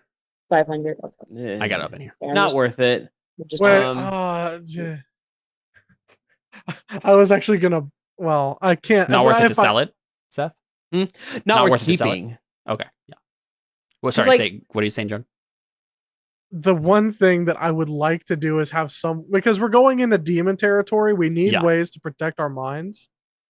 Which would be Ring of Mind Shielding. But do you have to But- attune to it? You It- do you have have to to- attune to it. That's the problem. The thing is, it doesn't help as much as I thought it would, because it protects people from scrying on you. I think that's it. Yeah. Let me double check. And not as Yeah, I mean, had a- Audrin, now might be the time to buy a couple of magic items that you want to try to strip the properties of. Yeah, Seth, while we're I think we should keep Cloak of the Manta Ray because you don't have to attune to it. okay, that's fair. Yeah, I was those just sorts of like asking 'cause I wondrous couldn't items remember. are pretty helpful to. keep Ring around. of Mind Shielding. While wearing this ring, you are immune to magic that allows other creatures to read your thoughts, determine whether you are lying, know your alignment, or know your creature type. Creatures can telepathically communicate with you only if you allow it. Yeah, I think I bought it as kind of like a thing of Deli's trying to keep them away from her, but it didn't really do as much as I thought it would. Yeah, unfortunately, they hired a retriever, which has a magical ability to just find you wherever you are. So And you can use it to become invisible until you use another action to make you visible. Oh, I never used that. Even with that's pretty cool. I never used that at all, and I had it for the entire half of the last campaign. Wait, you can turn yourself invisible? You can use an action to cause the ring to become visible. Yeah, I was gonna forgot say. about that part. I remember like Teppan used that all the time to make the ring invisible. But Yes, I forgot yeah. about that part. Sorry, I was reading it quickly. I was skimming. I'm also tired. Caleb, I would like to buy a rope of climbing, Rope which of is climbing. 400 GP. Neat. That sounds fun. I don't know. What rope It's of just climbing do again? it's a little magical rope. Is that the You- one where we climb are up into a portal? No, Do you want Okay. to buy that in pretty gold, Em, or no, I want it for myself. It seems fun. Oh yes, just kidding. I don't have enough. If I can have 200 party gold, I'll put in 200 of my own. and a crawl is back to take. We have to reject him. Just kidding. I'm sorry. Other people can use it only half the time. No. By the way, every time you're like getting one of these like higher cost items, the one of the Mercanes takes the order and then casts plane shift and teleport to reach a distant Mercane warehouse, gathers the Oh my requested gosh. items, and then returns to the Sapphire Griffin with the merchandise. A different Mercane then takes the payment and delivers it immediately to an off-plane location. The entire process rarely takes longer than 20 minutes. And gives the PCs access to items worth up to 100,000 GP and effectively limitless inventory. I was contemplating asking for a +3 shield, but that's 50,000 gold. That's not That's- it really bumps up. That's out of our price range. Also, I was going to suggest that we should get, where was it? A Staff of Resurrection, Rod of Resurrection. Ooh. How much is that? do? Only 225,000. Well, they don't even have access to that. It's 100,000 is the know. limit. I know. Okay, and then how many potions should we get? how 'Cause much are greater healing potions? 250. Oh, okay. I mean, I think we should get. And then how much is superior? Let's see. I have one supreme. Superior is 2,500. It's pretty expensive, Yeah. especially with your budget. What do you got left? Party gold wise? About 50, a little over 15,000. 15,000. Okay. I have one potion of healing and 5 greater healing potions. If Oh, not- so I just am the only one who has no potions. Okay. I think you might have gotten them from like the pirate base or something. Yeah. yeah, I have 2 greater healing. Okay. So I mean, so maybe we could buy like, I don't know, 4 more, like 1,000, make it 1,000 gold. should we but- do 4 of those and then like 2 fire resistance Yeah, how much are potions? Those are 250 as well. okay? So 1,000 technically. Yeah. Okay. Okay. Dang, Anna Um, can't move faster than the fire is able to burn her. I'm gonna add the fire resistance potions to my sheet if that's okay. Yeah, you're none of us really need them, but you. Yeah, everybody else Oh, has like, fire resistance it. now. So I know that's why I was like, I'm gonna just take those. No, it makes sense for you to have those. yeah, as far as you know, Like, poison this and is that, fire yeah, are it's the like, main ones hey, for demons. Anna, do you need some help buying your things? No, I got it. And then you're like, oh, wait. It's actually I only Senpai, senpai, take Hello. me. I realize it's really hot here and I only have 10 gold left. Please. 10 gold pieces. Blocks. Um, I'm trying to think if there's any other. Meanwhile, Audryn sells the wake portal. Not telling anyone. Let's just stay here. I just thought I didn't think we needed it anymore. Are you who's taking the healing potions if we're getting 4? I have 4 regular ones and 1 supreme one. And then 4 regular healing potions. Just the When did- potion of normal healing. Like the 1d4 plus 4 or Yep, 2. that's yeah. it.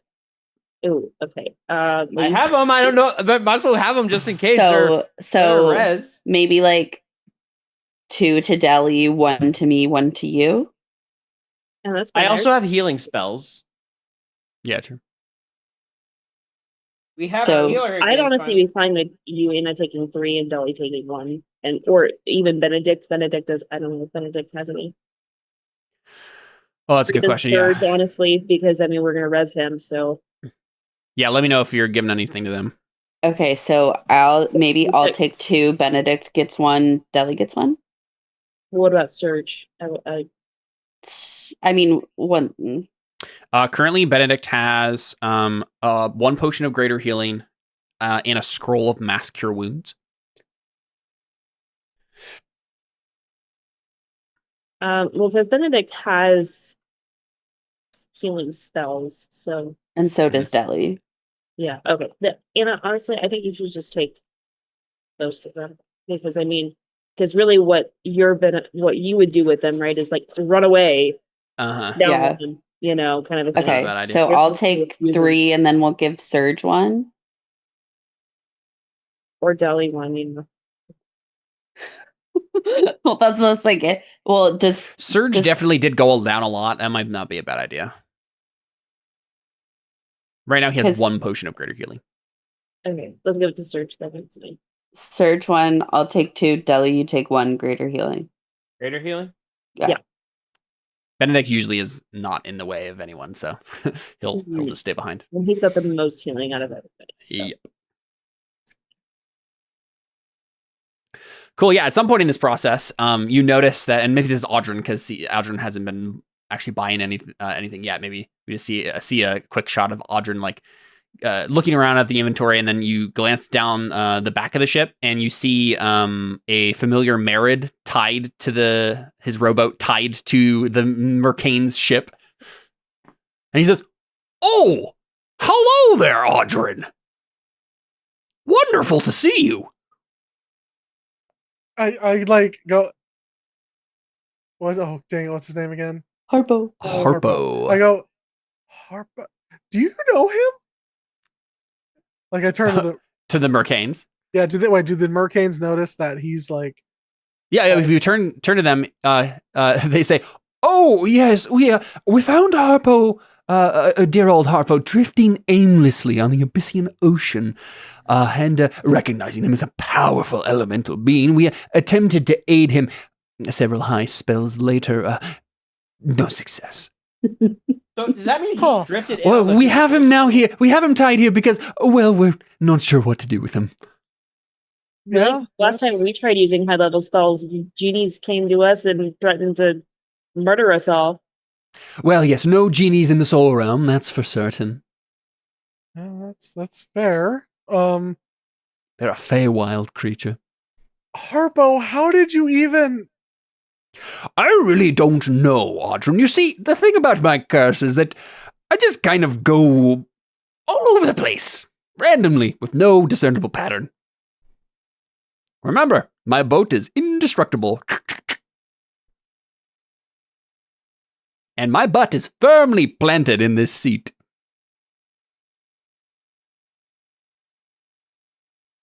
But hey, if you want to give it a shot again, I'm happy to promise you another wish. I made an oath to your pals over there not to do anything. Well, but they're not here anymore, are they? How many planes have you gone through? I think the only one I haven't been to is the ethereal plane at this point. No water there, but... Yet, lo and behold, later we are going to find him just sitting on land. Audrey's just like, in the middle of the desert. This week just can't get any weirder. This week just can't get any weirder.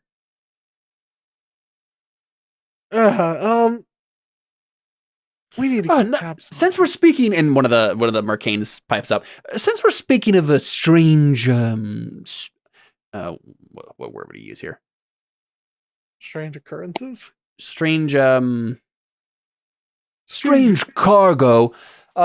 I wonder if you might know something. You intelligent, high-level adventuring folk and all of that.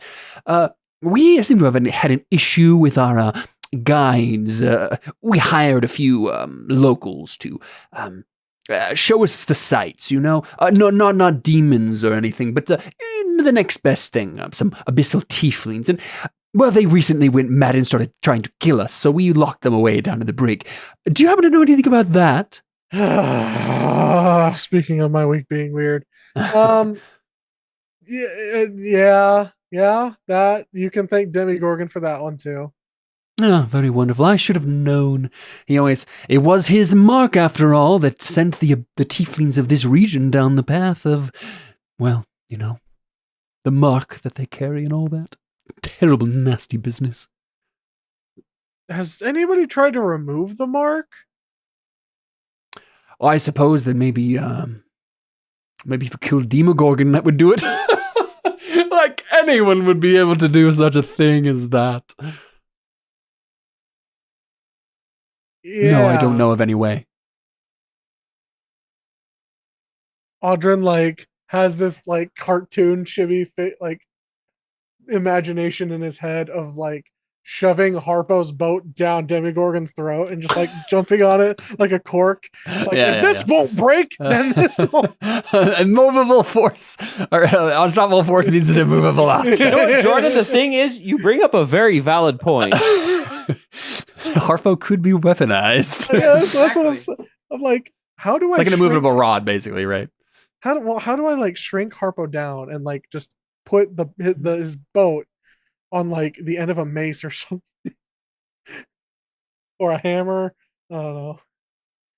Yeah, related to the tieflings getting their mark removed. One of the Mercanes, I think, says in New World Giant, he says, "Well, that would be like taking the fire out of a fire, Genasi. Am I right?" I mean, yeah, I guess. I don't think so, though. I don't think that's comparable. He shrugs. "Oh, I didn't mean to offend. I just seemed like a similar situation." Transcultural appropriate. One marked by fire, one marked by well, I suppose I see the issue now. Then there's Harpo, who's marked by a boat. Marked by boat. I think the boat marked me. No, I think I marked the boat. That's fair. Anyway, yeah, I mean, if you wanted to try to free Harpo again, you certainly could. You are high-level adventurers at this point, but if these Mercanes cast, because they cast like Wish and Greater Restoration and stuff like that, and they said, nah, it didn't work. Really, a wish spell didn't work? Mm-hmm. Holy moly!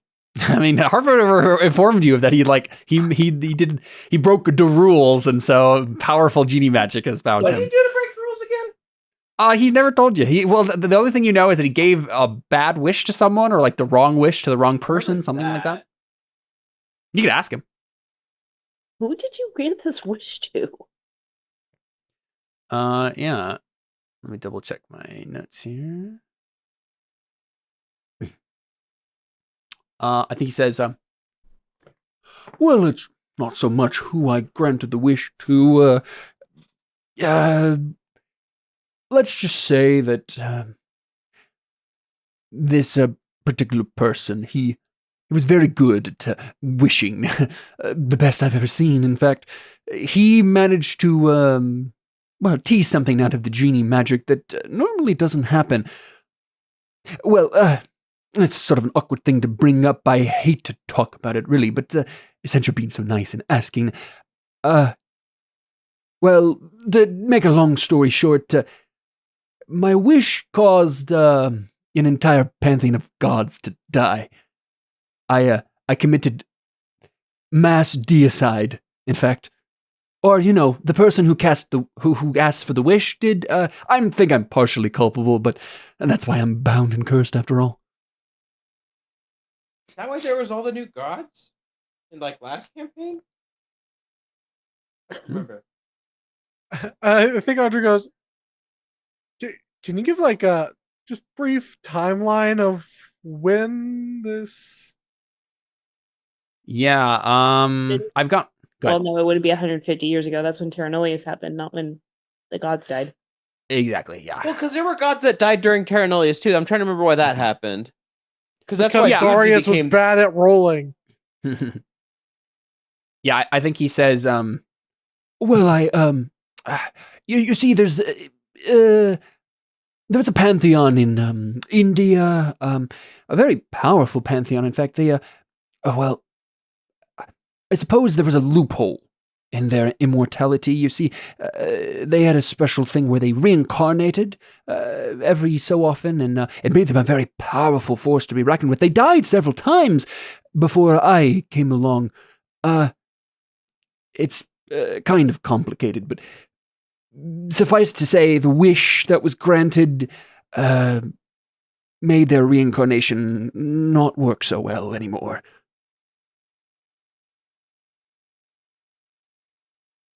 Again, it's a long story. You seem like busy people. I'm not sure we have the time to get into it now.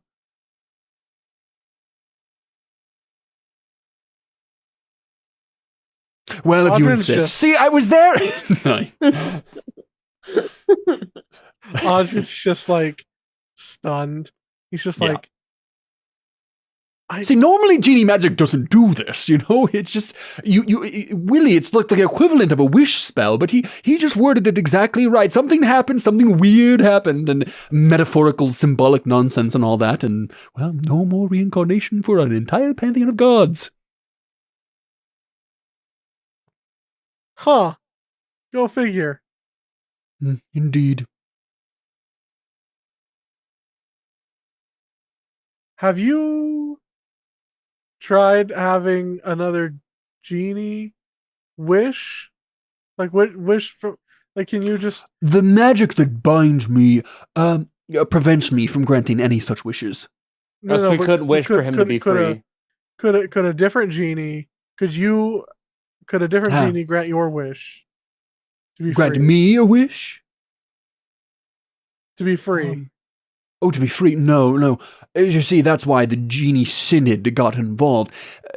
Genie politics being as it is, and the power of genies being as they are, the only true way to bind a genie is for the Synod to come together and agree to bind an individual. So this Senate also would have to unbind, more than likely? Indeed, you would have to go to the Synod and get them to revoke my binding. Or, I suppose, be more powerful than the Genie Synod. Maybe a pantheon of gods could do it, or a very powerful wizard of some sort. It depends on the kind of magic they had available to them. You see, genie magic is body magic. You do know about the cosmology of the world, don't you? Well, maybe soul magic could do it. I'm sure Demogorgon over here could free me. Not that he'd want to. I don't know, maybe he would. Maybe I should ask him. Hold that thought. I don't actually know if this would work, mind you. It's just a thought. Yeah. A lot of powerful genies got together to make sure that I was here.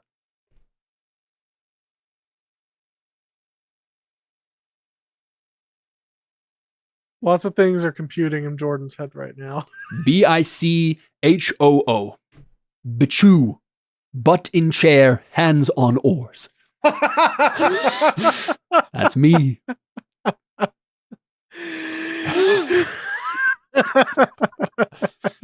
This guy's just weird, right? I could just listen to you. I'm gonna keep doing it until you do something else. I would just like, yeah.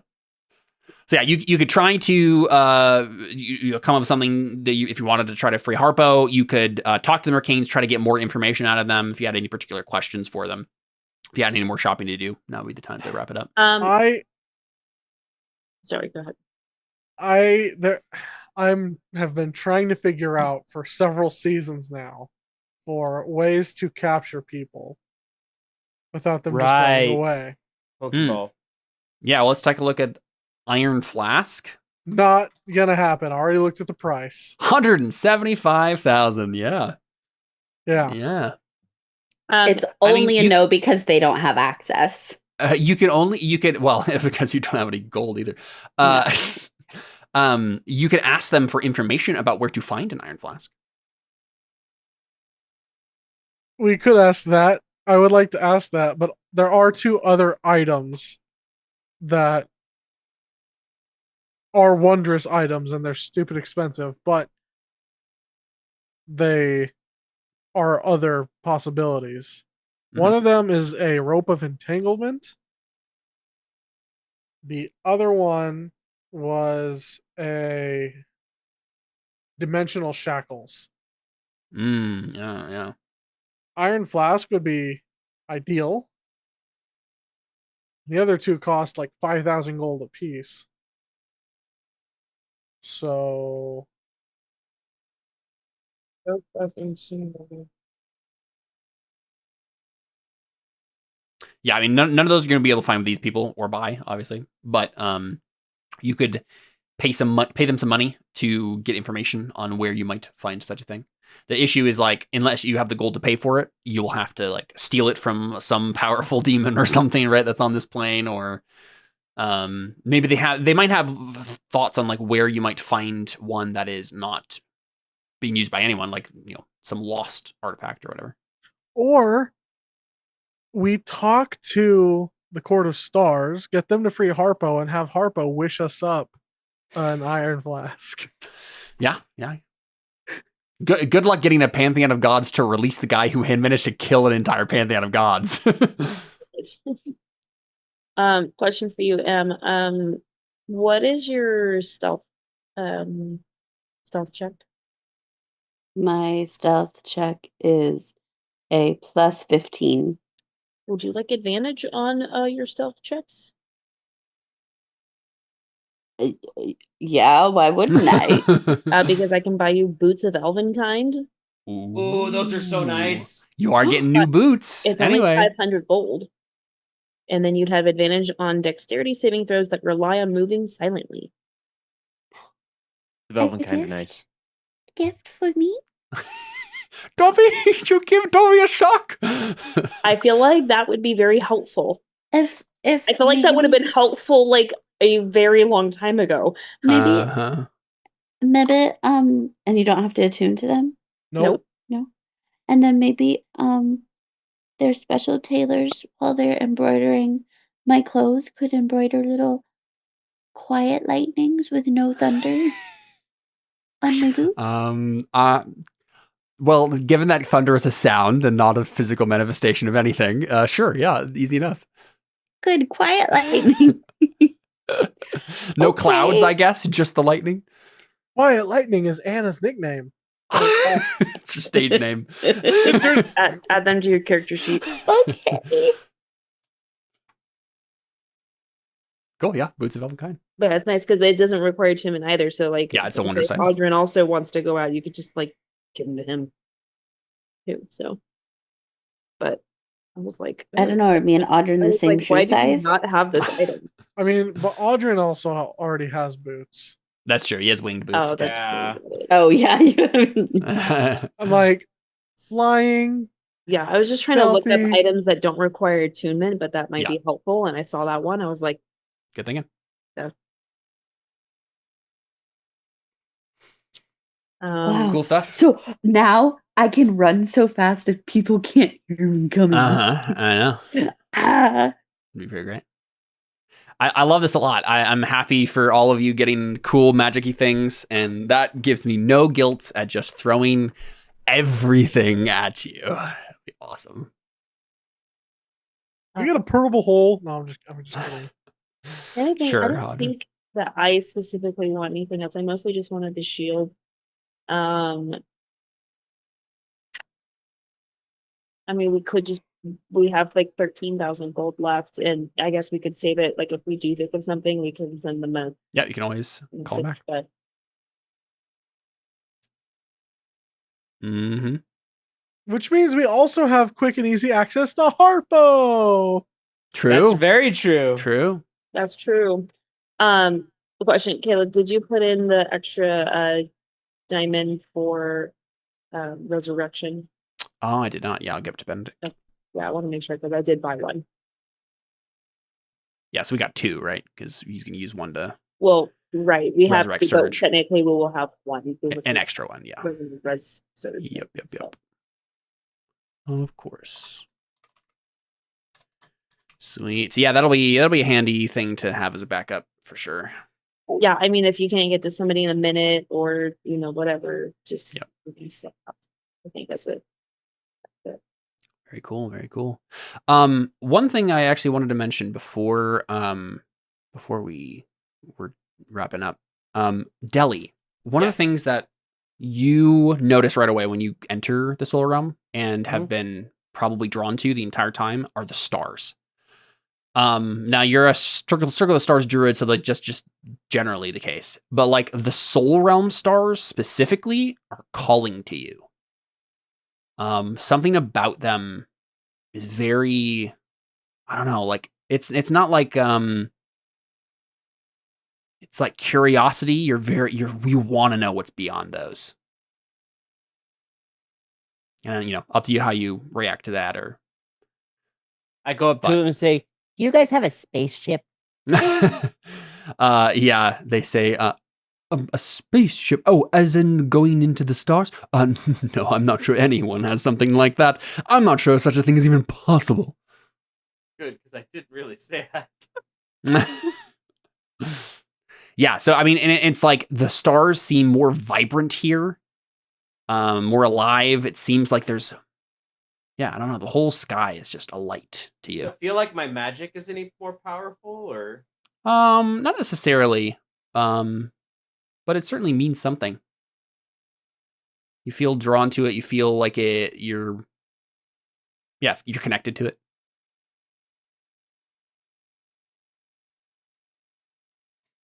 Yeah. Anything else we want to do before we wrap up? Because we can always call these guys back if you want to do more shopping. Unless something horrible happens to them, but I have no immediate plans to do anything horrible to these guys.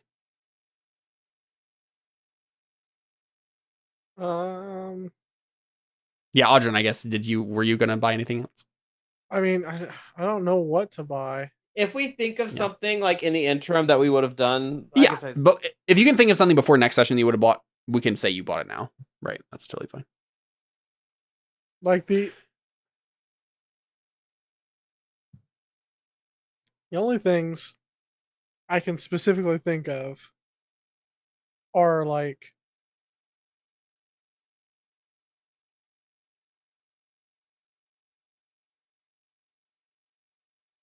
buying, I don't know, a +3 rapier and then trying to put the magics that I have on the other rapiers that I have onto the new rapier. Is a +3 rapier even an option to buy for you in terms No, of they're price? 50 grand. Yeah. Um, Well, maybe you just start with figuring out how to do it, and then you can Yeah. call them back and be like, okay, well, I need to buy a vessel to put all this in or whatever, right? yeah. That could be a path forward. Cool. Well, yeah, I think next time we're going to kind of figure out, okay, the Agents of Pain and Get are going to head off and do their things. And you can figure out, I guess, yeah, I think we'll start with that next time. We'll start with them heading off, and you can decide whether or not you want to send an NPC or not with them or with either group. Or like have opinions about like, no, Ronan, you go with Get to do this, anything like that. And we can figure out based on what you guys have a preference and what you can convince them of, what you think would be a good option. The base things are like go to this prison or wherever it is and save Lavinia, kill Vanthus, whatever you want, whatever else you want to do. The Agents of Pain, their plan was to go find out where the leaders of the Crimson Fleet went since they're not with Lavinia, right? So that was going to be their plan, is they're going to go scout that out, and so that when you want to take the fight to those guys, you know where. And there's other like Lady of Pain things they wanted to get up to, and personal missions that they had going on behind the scenes. Git wants to go scour around and figure out what's up with this weird curse on the tieflings. So you have Benedict, Serge, and Nestor, who are currently not assigned to any particular group.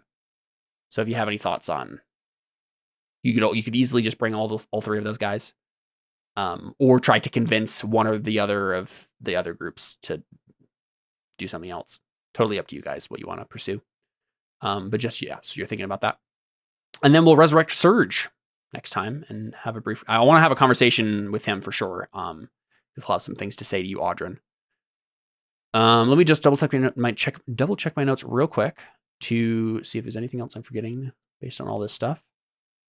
Obviously you have the Mercanes, they kind of wave you off as you leave and promise to be back when you call to sell you more stuff. It was so nice meeting you guys. Very nice to meet you too. I hope that we meet again. And just double checking. I think that's it. Yeah. I think we just see when we pick up with you guys, you'll probably be basically on the, what is that? First, second, third, fourth. Is it on the 4th that we would be getting to wherever I said? You said 4 days, so I think that would be the 5th. The 5th, yeah, that makes sense. Okay, so it's going to be July 5th proper when we pick up, though they might have headed out before that time. But that'll be the next main day where things happen. So next time we'll just figure out what to do with all these NPCs and figure out what your party composition will be, and then into the Gaping Maw proper to find Lavinia. There you go. I think it's been Terra Invicta. Fun little shopping expedition, getting fun new magic items. And now it gets serious. That'll be great. All right, so we're not going to be back next week for Terra Invicta proper, because Emily is gone. So we'll see you in another 6 I months. have to save the babies. I'm sorry. That's fine. She's a baby saver. Do we know what the rest of August looks like? We got the 28th. There's only one more week after that. What does the 28th look like for everybody? I should be good. In theory, good. Sweet. Sounds good. We can figure out what we want to do on the 21st, if anything. I know we talked about doing like a Terra Invicta side story at one point. That we could do that or do something else. I might be helping Katie move. We'll see. Okay. Yeah, just let us know. There you go. That's been Terra Invicta. I think that's it. We're out. Adios.